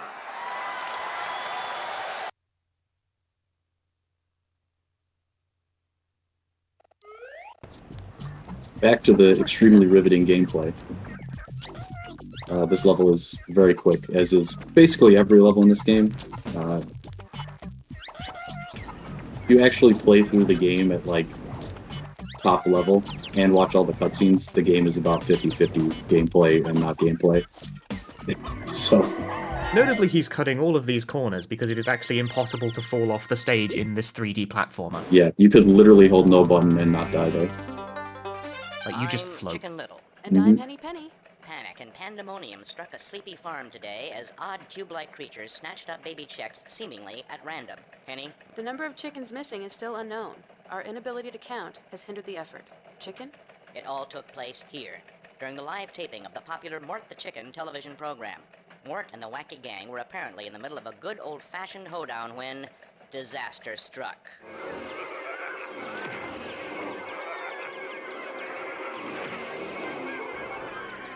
Mort the Chicken himself, in an act of bravery or stupidity, leaped down the well after the chicks. Why these cubes took the chicks remains a mystery. And there's an even bigger mystery. Henny? TV's Mort the Chicken. Why would the star of a children's television show leap down a well? Very unchicken-like. What got into him? Is he insane? Is he a hero or in cahoots with these cubes? Joining us for this discussion is Dr. Carl Cockerell, expert in television personality analysis and appropriate barnyard behavior. Dr. Cockerell, Mort the Chicken, help, hindrance, menace, hero? Whatever else he is, Mort is a chicken. As a chicken, he is genetically hardwired for panic. By not panicking, he's betrayed his chicken nature and, by extension, us. If he's part of the problem, in other words, he's a problem, and if he's trying to solve the problem, well, he's still a problem. So if he's helping, he's a problem, and if he's a problem, he's a problem. Exactly. Thank you, Dr. Cockerell. My pleasure. Until our next update, I'm Henny Penny. Don't count those chickens until they're hatched. And I'm Chicken Little. Never cross the road, unless you know why. These cutscenes are still funny, no matter how many times you see them. Also, I heard another cutscene audio playing in the background there. I don't know if that's like a console bug or anything, but it was pretty funny. I've never paid close enough attention.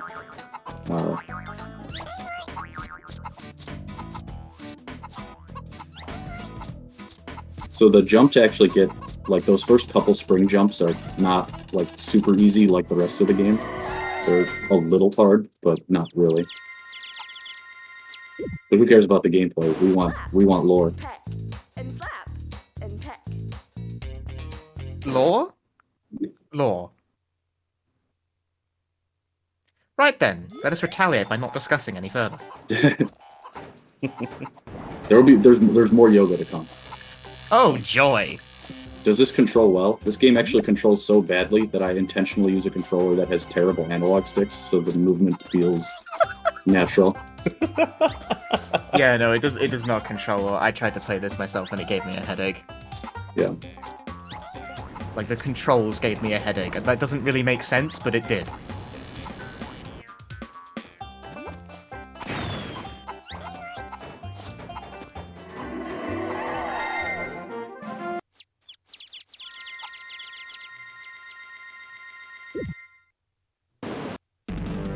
More cutscenes. I'm Chicken Little. And I'm Henny Penny. The Cube kidnap crisis continues. Joining us live at the barnyard is correspondent Charles Chicken. Charles? This is Charles Chicken reporting live. I don't like being here. I'm frightened. Don't worry, that's normal. What's the situation there? One brave barnyard fowl is going to follow in Mort the Chicken's footsteps. Don't make me! I don't want to go! Chicken Cammed exclusive live coverage of the dangerous alternate dimension where our chicks are being held captive. No, please! No! Come on, Mort the Chicken did it. He's insane! No! Better him than me. Can I go home now? Thank you, Charles Chicken. Stay tuned for more live coverage of the ongoing crisis. Until next time, remember, if you're going to flock together, make sure your feathers are similar. And if you have eggs, always put them in more than one basket. That's a rule of thumb. What's a thumb? I don't know. Oh, it's so good.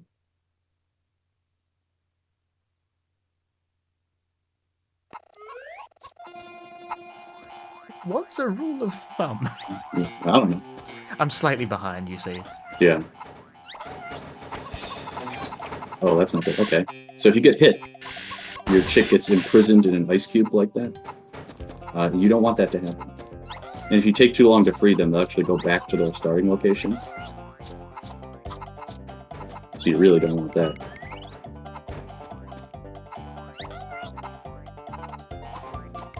Also, I have not explained this yet. There is a run button in this game. It's R1. You just never let go. Because we want to go fast. There is never really a compelling reason to walk. No, there's zero reason to walk. Now we have the live chicken king.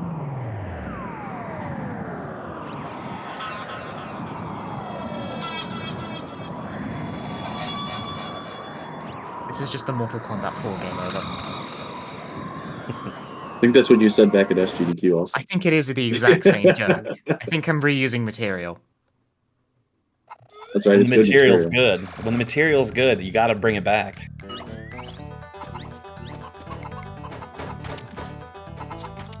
Look at that chick. Very good. Oh, this isn't good.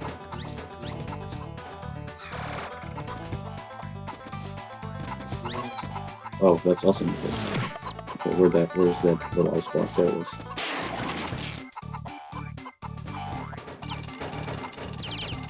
There we go.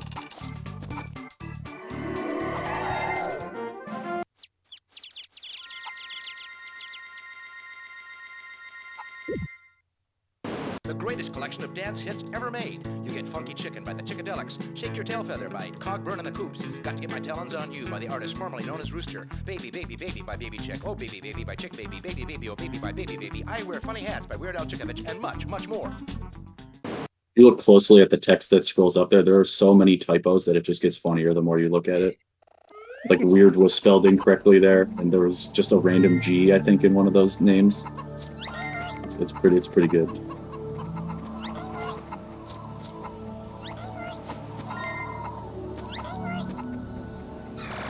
So because it's very cold here, these chicks have little winter hats on, which makes them extremely adorable.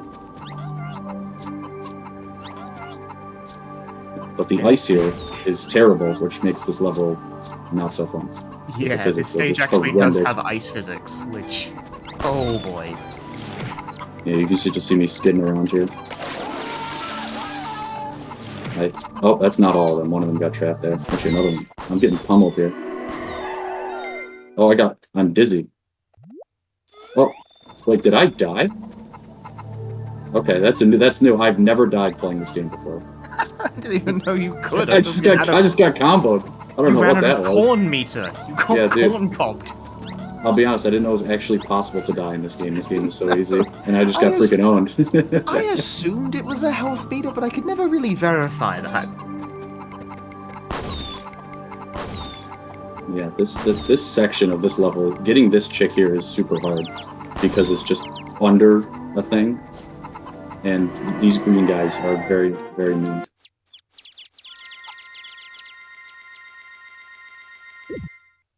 But the estimate's very generous, so we'll be fine. I'm Chicken Little. And I'm Henny Penny. What's it all about? Why are they taking our chicks? Are they as afraid of us as we are of them? Why is the portal to their world at the bottom of a well?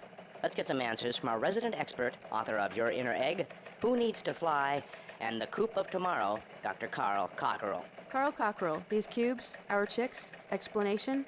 Kenny, it could be just as simple and harmless as it seems. These cubes have always been down there, shy but curious. When they heard our youngsters laughing and having a good time, maybe they just came up to see what the fuss was about. So why did they kidnap the chicks? Well, maybe they haven't been kidnapped. Maybe they're just having a sleepover. Maybe they made a play date. But what if this well has somehow become a gateway to another dimension, a dimension composed entirely of cubes? That's ridiculous, Henny. If you're going to indulge in random speculation, which is my job, by the way, you might as well say that we're all just images on a screen being manipulated by large featherless bipeds in some kind of video game. How do you like that? Huh? Thank you, Carl Cockerell. Now, back to your regular programming. Alright, hardest level in the game.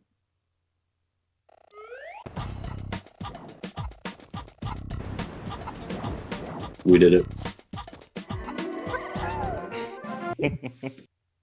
1! What did the coins even... Hold that thought. No, that killed my train of thought completely. What was I...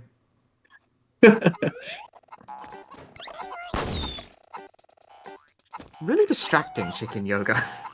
Yeah. I still think there's one more. I think there are 3. What do the coins do other than lose time on the results screen? Lose time on the results screen. You don't know, do you? There's like technically a 100% for this game because there are like the game does track how many coins you've collected in each level on the total screen with like a meter that will fill all the way up. But that run is not particularly interesting.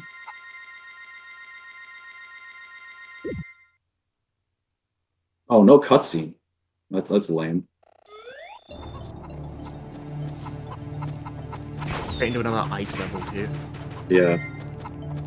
This one is not nearly as bad. It's way more open. Okay, I was mashing the attack button and somehow it still didn't hit that guy.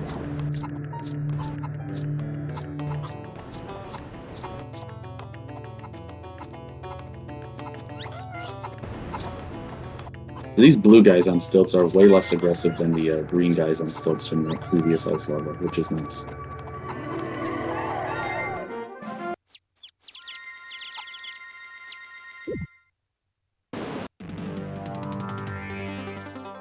More news. I'm Chicken Little. And I'm Henny Penny. Today, more baby chicks erupted from the well thanks to Mort the Chicken. Hero, TV star, and dear friend. You and Mort go quite a ways back, don't you, Chicken? Oh yes, Henny. Gosh, you know it feels like yesterday when we first met.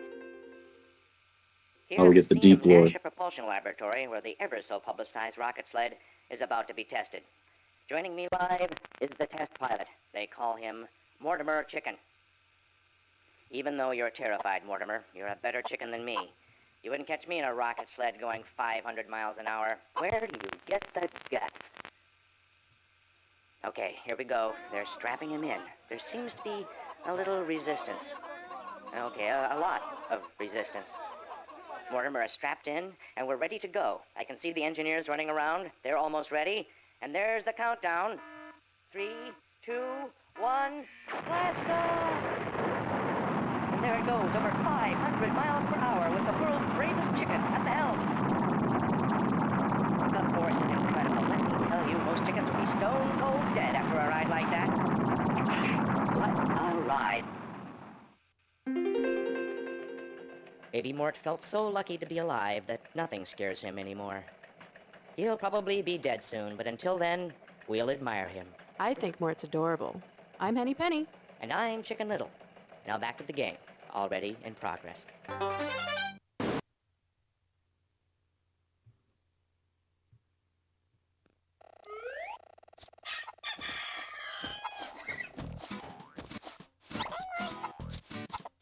This level actually has, like, tech.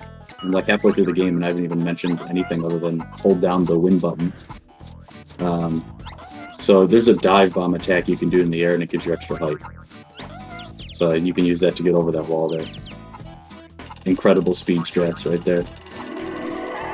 Don't try that at home. Loose dive bomb as well, because like you don't stop moving while you kind of float with momentum. Be on the lookout for this duck. He is presumed armed. I mean, winged, and very dangerous.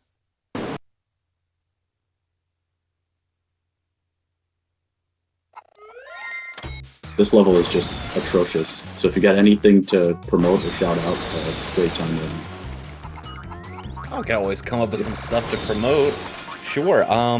As we mentioned earlier, we are just a few short weeks, maybe a month or so-ish, from AGDQ 2022. It's going to be starting January 9th. Visit GamesDoneQuick.com for more information and detailed dates on the event. I know Punchy here is going to be running in the event. Yay! So that is going to be an excellent, excellent week. I'm very excited. There we go. So the whole point of that level is you have to use the dive bomb attack to drill down to those bottom of those towers. Sometimes you get down to the bottom of the tower with one drill bomb, sometimes it takes like 4. Totally random. Yeah, not consistent in any way, shape, or form. So, Doctor, what part of the chicken does the nugget come from, exactly? And the best cutscene in the game. I would play. Why? The shoutouts to whoever shouted that out a couple years ago.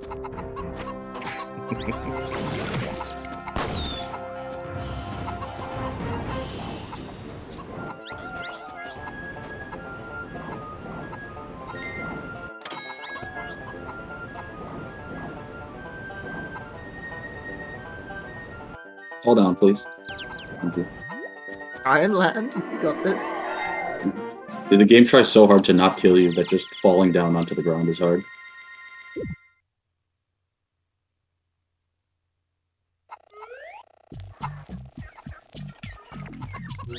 This is actually a level where you have to pay reasonable close attention because there are 36 chicks and you can only carry 12 at a time. So you have to plan your route out carefully to actually only have 12 and actually have a maximum of 12 when every time you go back to the hub so that you don't have to take more than 3 trips.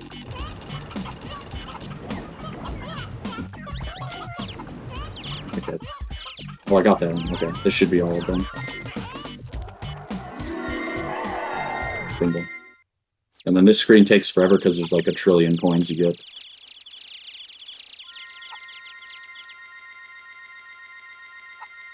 You get these eggs. I think they're extra lives, but I honestly couldn't tell you. We don't actually really know how this game works, do we? Yeah, I have no idea if they actually are lives in. I don't even know if there are lives in this game.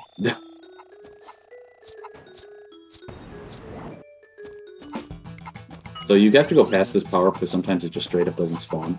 So you have to get it off the screen and then get it back on the screen. There's an upcoming power-up here that sometimes can despawn. Okay, it is here. That's good. You don't strictly need to get that, but I like to get it because it's a nice little bit of safety for getting on this tree. If you don't get on this tree with the spring, you lose a lot of time. They're going to run around. Like I'm about to. Okay, we made it. It was close. There we go.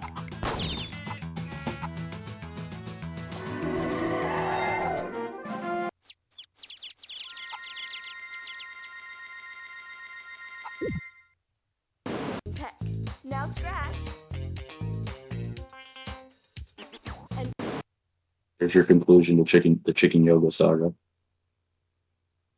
One guy in the background. It's just turned sideways. Yeah, someone asking, can you death warp in this game? Yeah, 1, it's really hard to die. 2, if you do die, you have to collect all the chicks again. So, which I found out today because I hadn't died before. I was just about to say that answer would have been different an hour ago. Yeah, an hour ago I would have said like, yeah, I don't know, maybe. It's impossible to die. I don't know. Yeah, yeah, that would have been the end of my answer. It's like, yeah, you can't die, so it's not worth it. Now it's really not worth it. Okay. Last in-game cutscene.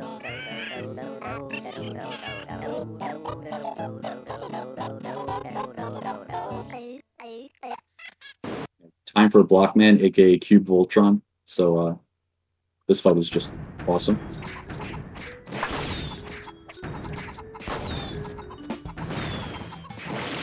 You can only hurt him with the blocks that are the same color as him, these light blue ones. But you can only have 3 of them on the screen at one time, so it's if he throws a couple and you actually don't hit him with them, it becomes much harder to hit him. There we go. And I did not get the soft lock, because this can just randomly soft lock after you. Oh, uh-oh. Don't speak too soon. Is there a chick over here? Uh-oh.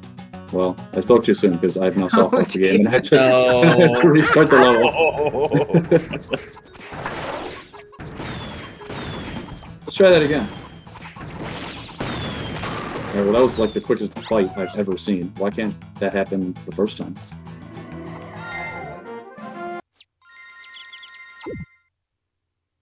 And now time for the scariest final boss in any game. A giant cube. Oh, I thought I actually got the glitch there. That would have been so sick. Yeah, oh, it looked like it. Yeah, so you can get these dice stuck in the boss, and you basically get a frame perfect kill. You win. If you get the dice stuck in his face, you just win. Yeah, get ready on time, by the way. Time. GG. I'm Parallelogram, and this is the news. Well done. First ever Mort death and a soft lock. I couldn't have asked for anything else, I think. Yeah, the soft lock is known. Several people have gotten it.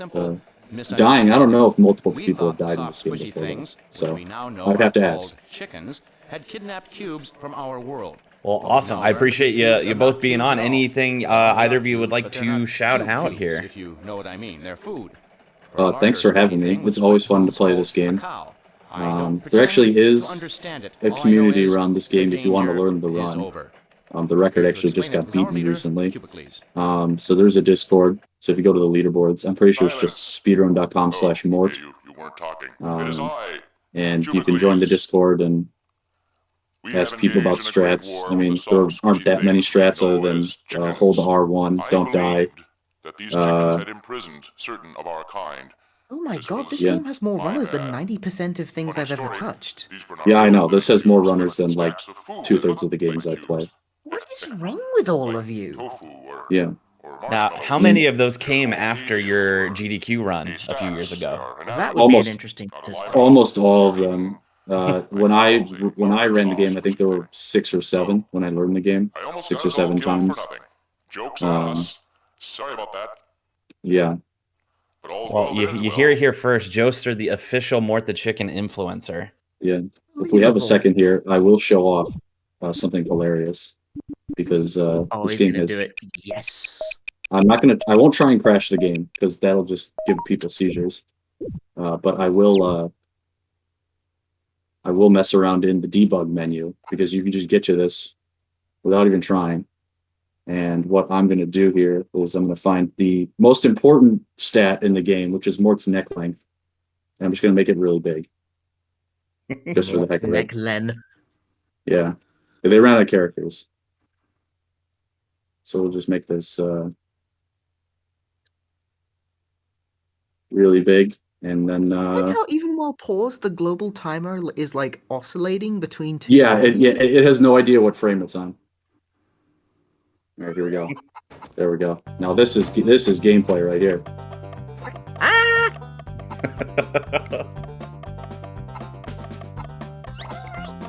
This is the game everyone knows and loves here.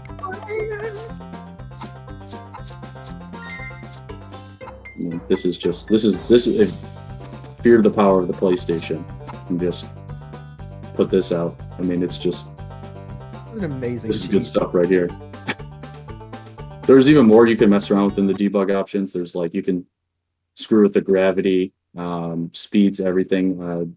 I've found a way to semi-inconsistently crash the game by putting the gravity negative and cranking your speed up really high, and just hoping that everything moving so fast causes the game to just freak out. There was a stat called Cluck Delay Unit, which is pretty cool. Where is that? I didn't even see that. Yeah, I haven't spent. Yeah. Oh yeah, there it is. That's pretty good. Yeah, there's Marco Polo look. That's one of the power ups. But yeah, look. Yeah. I mean, there's just good stuff in here. You know, if you want to get this game is super cheap. So if you want to get a copy and mess with it yourselves, jump right in. But other than that, I don't think I have anything else. Just thanks for having me. Hope you guys enjoyed, and join the Discord if you want to run the game. Yes, for sure. Thank you so much. That was, as always, an absolute joy. Everyone, we're going to take one last little wellness break. Get your snack. Maybe it's chicken, maybe it's not. Get your stretching breaks going for one last run with some silly cutscenes coming up soon. We'll see you in a few moments. Mort est mort.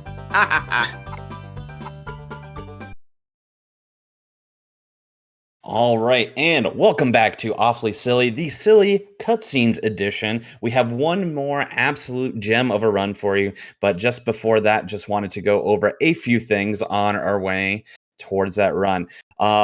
Stay tuned after the show here. We have an episode of That's Never Happened Before, which is a show about glitches and runners explaining about glitches and runs, rather, explaining how those glitches work in said runs. Tomorrow, starting at 7 p.m. Eastern as well, is Random Number Generation, which features the Final Fantasy I Pixel Remaster Randomizer. So that's going to be a lot of fun. And after that is, of course, Aimbot, which is going to be featuring Time Shift as well as Time Splitters 2. So a lot to look forward to in this week's content. But for now, it is time. We have to get to our finale run of the cutscenes version, which is Sabor Cutscene Percent, going to be run by Ritz Blues. So Ritz, go ahead and take it away. Thank you, Conception. Hey guys, I'm Ritz Blues. I'm joined tonight, yes, on my stream, yes. Yep. How's that? Is that good? Yeah. All right, cool. I'm Ritz Blues. I'm joined tonight by fellow commentators Brosentia and Jeff XVX. Hello there. Hi. And this is a fun little game that I was introduced to during Cusa Grande this past season. Jeff picked it. I don't know where he found it, but I'm kind of glad he found it and kind of not, because it's a bad game, but I love it. Let's just say you discovered a game-breaking glitch like within the first minute of the gameplay, and that was pretty amazing. We had to reset because we're like, no, you can't use that glitch. It's absolutely crucial to even play the game. But yeah, the plot. You're busy chopping your metal cans one day when a bunch of bats fly overhead, turn your the ladies into geese, and for some reason this cutscene glitched out and it didn't turn the lumberjack into a bat. What? I've never seen that before, but normally it turns them into a bat. It turns the men into bats and the women into swans. Guess he's just gonna keep chopping trees all day, you know. Yeah. So yeah, maybe Brosencha, you can hook us up with the lore for this game. Yes, it looks like it's on the screen, and I will read it. Long ago, during a time of fierce battling within kingdoms and villages, the possession of weapons was prohibited to end the ongoing bloodshed. However, certain evil forces somehow managed to obtain the secrets of the ancient Russian martial arts called Sabor and used them to terrorize the country. By some miraculous chance, the old scrolls containing the secrets of Sabor had managed to survive in a small, obscure village. 5 fearless men have decided to free the villages conquered by the evil villains. Yeah. Yeah, that's it. And that That's small, the obscure village is where I found this game.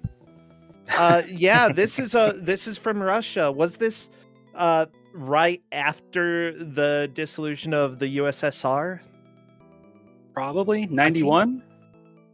Yeah, it was right right about the around time. that time. Yep. So we're getting very, very early, well, late USSR, early modern Russia video game. So what I'm doing right now is a glitch I discovered during the Kusa match. If you go to training and then you cancel back out and then you hit restart, the game thinks that you're still doing training mode when you do the first part here. So I'm going to go ahead and start the game now. 3, 2, 1, go. If we're starting a timer. Awesome. Here's the lovely cutscene. Oh, I love this one. Because they have so far to travel, gotta hop on that It's a cart. long journey to save the homeland, you know? Yeah. Oh, wait. I think we forgot something. Oh, yep, stop the horse. We have to learn how to fight first. Oh, isn't that great? And then they have to backtrack to the arena. So normally, when you do this little segment here, the purple guy absolutely trashes you. He fights with all of his might. He's supposed to be the guy training you, but and if you fail to train, if you get hit too many times, you don't bulk up enough for the game. And so you can see as I'm playing this, these lovely faces in the corner. Yeah. And the arm getting jacked, just getting real jacked every single time you land a successful punch. And this is the reason that you get like that glitch is so broken, is you kind of need this punch strength in order to survive the game. Yeah, I don't know how beatable the game is without this glitch. I Or haven't if it is beatable. I haven't done it. I haven't tried I it. like this guy's hair. It's good. Yep. Got the mop top going there. I love how it's just one arm getting jacked, and you're just punching with one arm. Like, I don't know what happens to his left arm. It's Sabor. I can punch you with only the other use arm. your right arm. It's just there's no. Well, actually, if you turn around, you switch. It's what? Yeah. Well, that's if cool. I turn around, I can use that hand instead. Oh, okay. Okay. All right. Am I stuck? Oh no. I think I'm sorry. Okay, I'm cursed. Whenever I suggest that people do something, they break It's the fine. game. It's fine. I'll use the one thing that it does the exact same thing, which is you finish the level with the F8 key, and you start the next stage with fully jacked out guys anyway. So that's my backup strat if I get stuck or something like that. So here we go. This lovely cutscene. This is why we're here. This is the cutscene. It's skippable. So yes, all right. We have learned Sabor. We're all jacked out, super strong. You know, this horse. It's super excited. It's really slow. Let's just walk. Dude, let's just walk. I love it. Okay, so those of you watching in Twitch, I want you guys to vote. I'm not going to fight during this part here because it's actually faster to let the AI win this first fight since we have all 5 of our party members here. So vote from top to bottom, 1 through 5. Which of the 4 blue fighters is going to be the first to win? Personally, I'm pulling for number 4. I think 4 is going to win. So I'm going 2 personally. But during these fighting segments, I can tab through the different characters. If I want to control them, I can. If I want to change lanes, I can do that too. And you're going to see this fight sequence multiple times throughout the run, and it's going to be a lot harder every other time except for this one. So this is one where I just kind of relax and enjoy the fight. Yeah. By the way, the one with the blue shirt is the one that Ritz Blues can control, but is not controlling right now. Yep, I'm just cycling through them because it doesn't make any difference. I like games where you can turn gameplay into a cutscene just by sitting there. Yeah. So, how are they doing on average? Slow. Come on, dudes. Come on. We already broke the game once. You can finish this fight. All right, one wins. And then if I want, I can have one help out with two. Wow, Jeff and Bob, Chow and Jack, good job. You are the winners. Though, Jeff, I think you cheated because you're here in commentary. I feel like Bob has to be the one who gets the win there. And there we go. We give a lovely wave of congratulations. Good match. That's totally what they're doing right there. Their walk cycle is so good, too. And then we frolic through the woods because it's faster than riding a horse. Oh, that horse was so helpful. All right. So the other half of this game is a bunch of little puzzles here. And this is actually where the game is kind of playable. But we have to solve the puzzle with all of our party members. And so that's kind of slow. So we're just going to solve it with the minimum needed to finish the game. It's too close. Yeah, unfortunately, we will be having some death. It's okay, though. They kind of deserve it. That was a good first dude. Yep, first dude's easy. So the skulls themselves will kill you if you touch them, and the lightning that the skulls shoot will also kill you. So you only get about a 2 or 3 frame window to cross through. All right, cool. Well, number 5, you better do it or else you've just wasted an entire round. All right, cool. It's all we actually good. have to load It's there because it's impossible to beat the game with only two fighters. With only one. Less than 2, with only 1. Actually, it's possible, but only if you finish the last stage with 1. So this one is not RNG, it's just difficult, but there are some of these little puzzles where there's RNG as a factor, and you'll find out with a lovely level later on just how RNG it can get. Yeah, I love that level. Yeah. Everybody loves that level. Except for me. I hate playing that level. Okay, so we got that. Yeah, the biggest difficulty with this, I think, is that the walking through these areas is exactly the same as it is in the fighting areas. So, because of that, you just have, barely any ability to control what you're doing. I just need 2 of you to make it through. That's all I ask.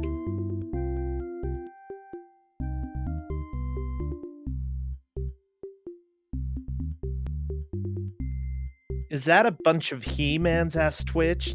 Yeah, I think so. Basically. Yeah. 5 cloned He-Mans. Oh my gosh, He-Man should have cloned himself. That would have made it so much easier. If they could have called the show He-Men. He-Men. Or yeah. they men. They men. That'd be fine too. Yeah. That's true, they men. Thar men. Yar, thar men. They're fighting. Don't kill me, don't kill me, don't kill me. Don't kill I me, love don't that kill me. chat is saying this is the part that's playable. Oh, that was scary, Rick. That was very, very close. All right, I think we got it. All right, looks like those made it. All right, cool. Yay. So now Unfortunately, I only have 2 left, so I have to do 2-on-5 matches for the rest of the game now. And this is where, if you made it this far in the Kuso match, this is what really made it difficult. But thankfully, there's some tricks you can do to kind of round up these guys and get them to go the way you want them to go. So again, Ritz is controlling the dark blue shirt dude. And yeah, changing lanes will help group them together. And then hopefully it lines up fairly soon. Like looking at the left, it's getting some good potential. Almost. Come on. Yes. Yeah. Okay. No. Don't do that. Come on. So if you change lanes, one of them will always follow you. But if you can get them to cooperate with you. There we go. Okay. This is pretty good. Come on. No, I'm dead! It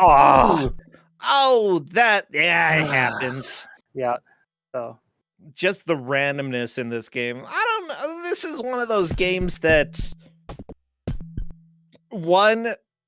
probably wasn't made for a whole lot of people in existence. I mean, it was a very, very much a Russian game. And 2, I would say it wasn't exactly optimized for anybody to be able to beat.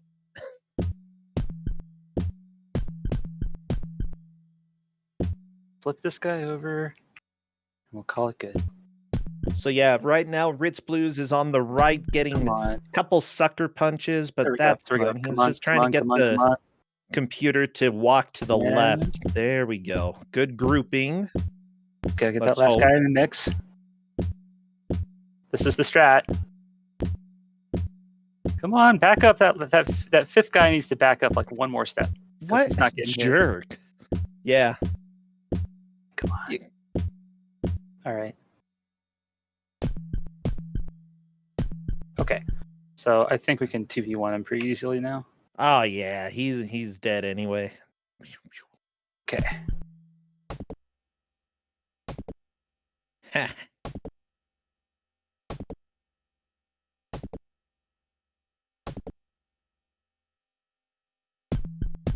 All right. Yeah. One down. There we go. That took a little bit longer than we'd usually like, but whatever. Yeah. Getting through it is worth it. So, all right. So now we get to move on to another piece of folklore here. For those of you familiar with Russian folklore, that is Baba Yaga's chicken-footed hut, and it will kill you dead if you touch it. Yeah. And simply put, this is an RNG nightmare. I think we got it first try. What? Yep. Oh my god. Oh, we got it first try. Time save. That is ridiculous. Save that the was game. so good. Always save the game. Okay. So yeah, here's more 2-on-5 fair fighting here. This is what you came for. Yeah, like that last level, I believe that the run that you did for Big Bad Game-a-thon, it took a little while to get through that. Yep. Yeah, and doing it first try is just absolutely amazing. That's really good.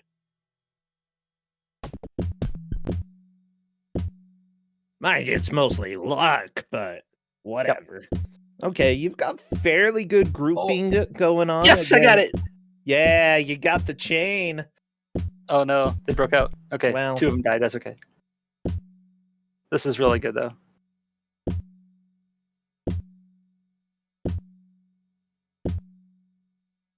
All right, that should be enough. Got him. Woo! Good time save, making up for that lost time. Yeah. Very, very nice. I just love the angry gestures they have after they beat the enemies. No, it's friendly. It's friendly. See, they're just holding their hand up like a wave. It's a wave. I know it looks like it looks bad. It's just they're just holding their hand like that. Uh-oh. So this is Baba Oh, the Yaga. farting music. Oh yes, enjoy your fart blaster.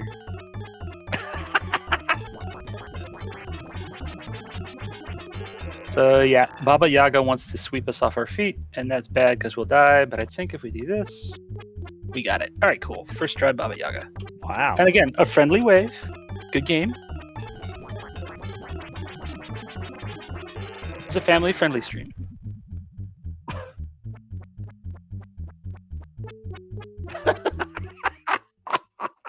I'm sorry, I just love it so much. Hey, this looks familiar. Hey, look, it's MS Paint, the level part 4. Oh, geez, look at that! The spray brush, the spray can. That's right, the spray brush work. Spray brush, yeah. I love it. Okay. This is pretty good. We can work with this. No, go back up. Nope, turn around. There we go. And no. Go away. Come on. This time, by the way, Ritz Blues is on the left, just trying to get all of the enemies grouped up so that he can combo them to death. Does this have multiplayer support? I'm not sure if it There has is a versus mode. I don't know that there's a versus mode in the training. You can that's actually the reason that the glitch, the training glitch works, is I think the game is expecting you to use inputs for the purple trainer, but if you're not using the the other controller or whatever, it doesn't work. So okay. Yeah, knee them in the back. That's what they deserve it. Oh my gosh. I think it's that some of your clones got loose. You got to stop your own clones here. Yes, that's it. This is the Clone Wars. Only without the plasteel armor. Better plot than the Clone Wars. Come on. Another dead one. And did we get it? No, he lived. Okay. Go sneak around behind him. Oh, wow. Come on now. Rude.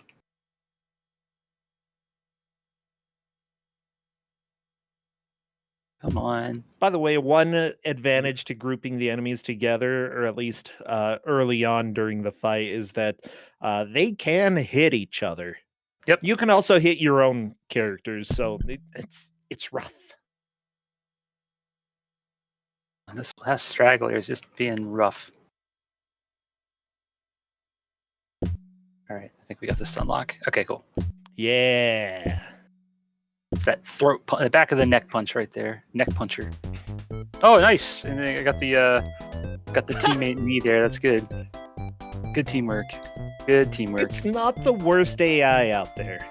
Gotta be honest, isn't it? They try. They try so hard. All right, here it is. The best level in the game. Oh, enjoy the music. This is the Jerkbird. It has the best music in the game, and I have a little song that I like to sing when I play this level.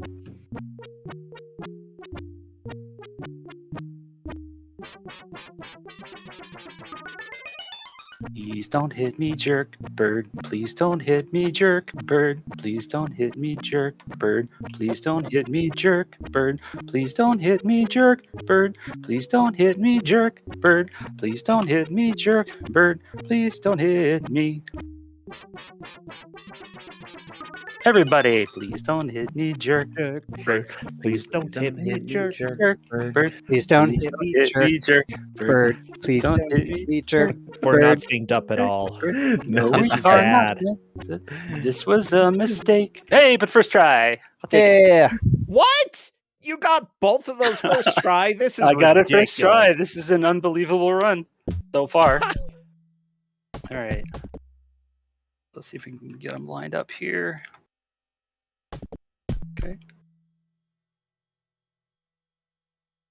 Oh, please. Oh, please. Please, please, please. No, why'd you flip him? Why? All right. Yes. Yes. Come on. No, you're supposed to be on the other side. Come on, man. Quit changing Yeah, sides. how are you gonna punch the back of his neck without him being over there? Every time I'm like, all right, let's line up, get ready for the stun lock, and then Here's the deal, chat. Forgive us for our singing because Ritz Blues got it first try. I did. I got it first try. I've never ever gotten Jerkbird first try. I wasn't expecting that. That was so good. There's only one area in that level where the Jerkbird can't insta-kill you. Oh my god, this fight. And that's only the second row is the only place where he can't kill you. And so I'm constantly on runs having to reset there because halfway through the swamp there, I'm getting pecked by the Jerkbird, and that's the end of the fight. Come on. Again with the wrong side of the fight here. Come on, come on. No, no, no, let me out. Thank you.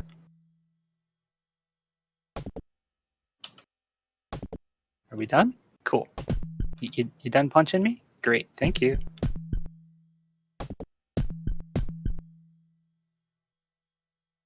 Alright, cool. Now let's go up here.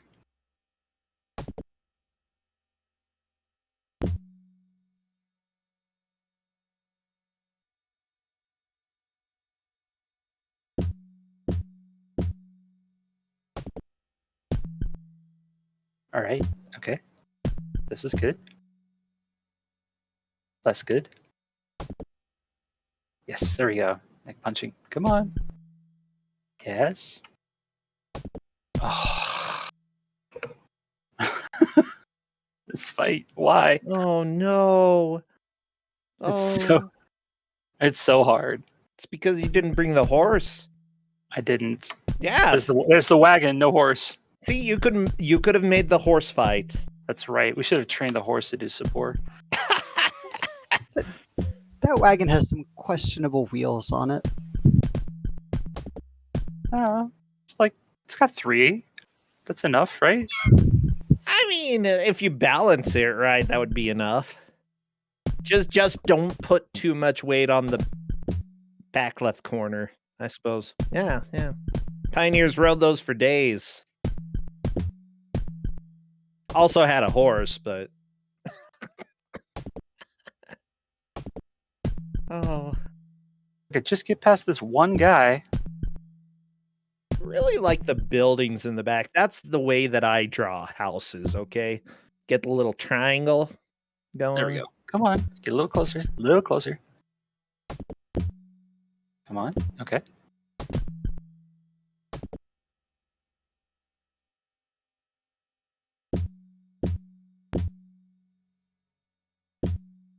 Please. Stop it.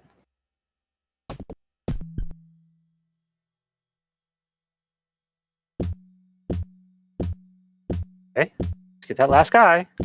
Yes. Yeah, punch. Finally. Punch. You got their necks. You're like a vampire, but with your fist. That's all I've got, okay?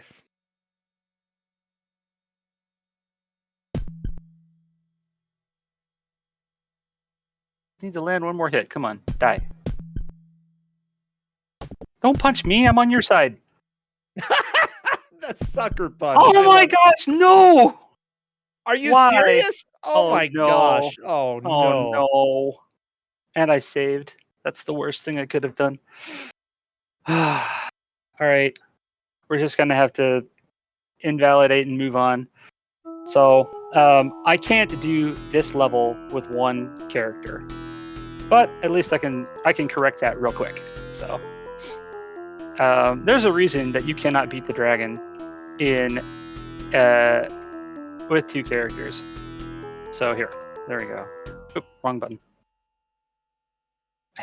Save and load are right next to each other, and so that's why things like this occasionally happen. Thankfully, the game gives you a "let me finish the level" button, and it's the equivalent except getting all 5 characters back. So here we go. Yeah, I'd say that's probably the only way that most people, anybody who played this back in the day, actually beat this game.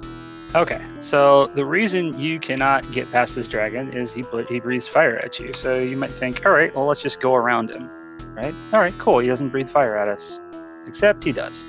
So that doesn't work, except I did this again.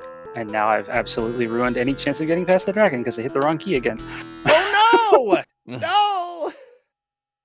No! All right, let's do the dragon properly then. My apologies. It'll You only know take a what? second It's to okay. We're here jump for our the way right through there. cutscenes and the lore. Yes. That's right.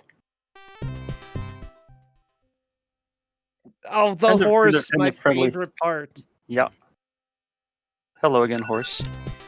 Yeah, thank goodness this game does have a button to skip to the next level. Yes. So anyway, you've seen all these fights. You've seen these lovely puzzles.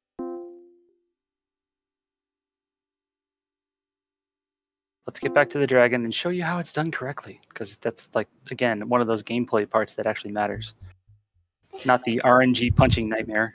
Now that So we're going through it quickly, you can see that it actually starts out as morning, and then each scene it gets darker and darker outside.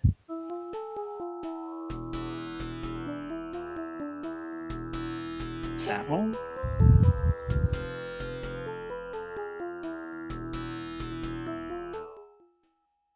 Oh my god, I'm an idiot. All right.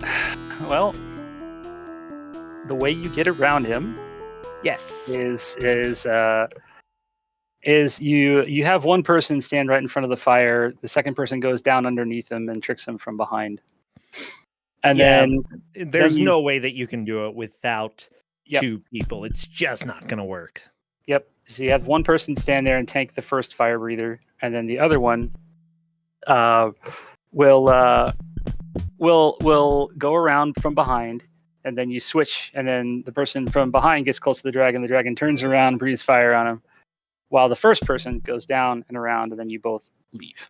So you can't beat it with that. So instead of going through that process one more time, because I keep messing it up with that stupid save button, we're going to have round 2 of RNG Nightmare, except this time, I also want you guys to guess, first of all, instead of guessing the number, I want you to guess which team wins, red or blue. We're only going to go do this fight one time because it's exactly the same thing as all My of the gosh. Choose your team. Choose your team. Who's I'm gonna going win, red or blue. blue? Come on, blue. I think Slash red's going to teal. win. Nah, I think red's going to full win. of nerds. Look at them. Seriously, wearing belt like up over the belly button. You can also guess which row you think is going to win their fight first. 1, 2, 3, 4, or 5. You don't have to pick a color, though. So I think red is going to win, and again, I think row number 4 is going to be the first to finish. I'm changing to 3. Three's my main way. We're going blue 3. Red team for all the hackers out there. Is red a hacker color? Red is the offensive, like pen testers. What does that mean? It means they're the people that do the attacks, and the blue team does the defending. Oh, good. So- You got a picture up top. Yep, there is a UI that's kind of not particularly useful. The candle shows you how much health everybody has. Uh-oh, he's not looking so good. Oh no! Oh, this guy, he's crying. I think three at this rate, 3 might be the one. Wait, the one to die for? Oh no! Yep. I think 3 I is going to don't die want first. 3 to die. No, I want you to win. But I guess the fight is resolved first, so technically, even though my team loses, I win. Maybe.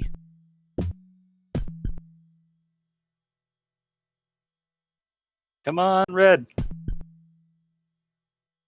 So I used to think, so this is the hardest possible AI in the game. Going up against the strongest possible friendly AI in the game. Oh my gosh. 3 is done. Oh, but it looks like a tie because one of the red ones died. Wait, how come he's not turning into a bat? When your good guys die, they stay down. Oh. That's too close to call. I don't know who died first because a red one died at the same time as a blue. There is one thing I do need to do though. I do need to make sure that each of the living players goes to find someone to fight. Otherwise, I'm just going to stand there looking important. So, come on, guys. This is the closest match I've ever seen. I saw this earlier tonight, and I think blue might win. Blue, you gonna do it for us? Oh, nope, another blue down. Who do we have left? Dead. Oh. Help out your friend. Okay. Oh, all right, it's 1v1. This is it. Oh, baby, it's for all the cupcakes. Is it gonna be red or is it gonna be blue?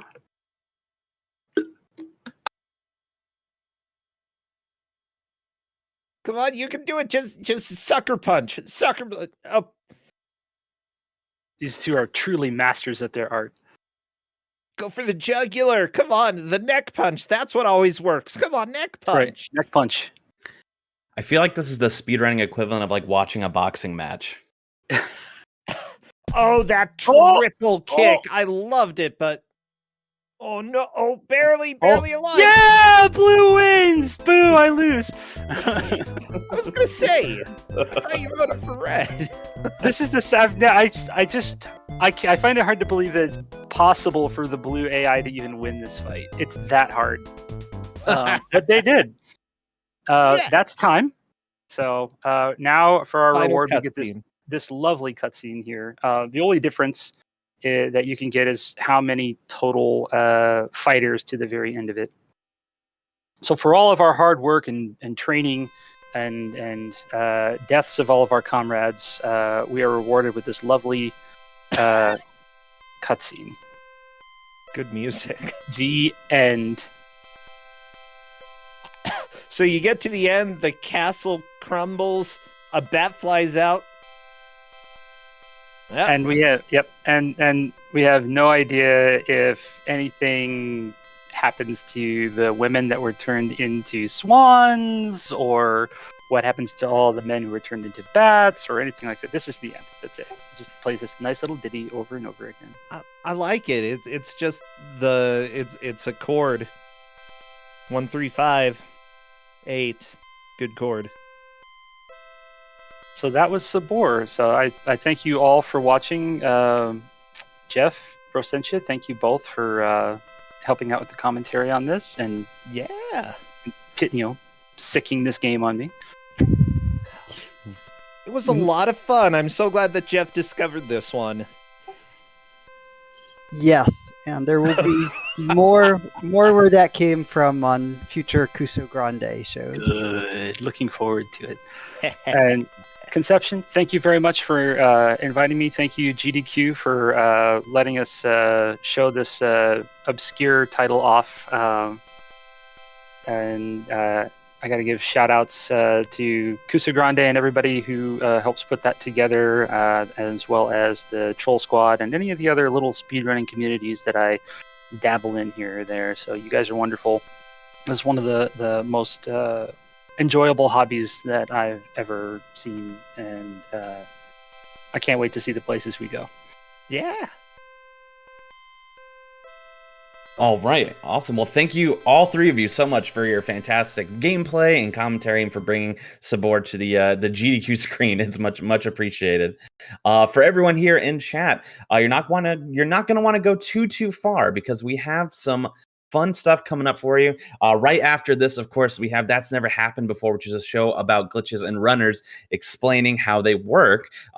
They're going to be coming on right after this, as well as tomorrow we have 7 p.m. Random Number Generation Final Fantasy 1 Pixel Remaster Randomizer, followed immediately by Aimbot, featuring Time Shift and Time Splitters too. So you're not going to want to go too far.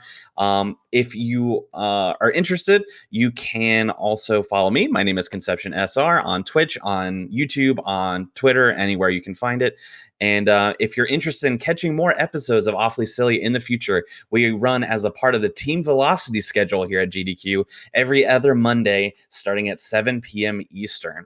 So we'll be looking forward to seeing you all come back soon. And thanks for watching, and we'll see you next time. Take care, guys. Bye.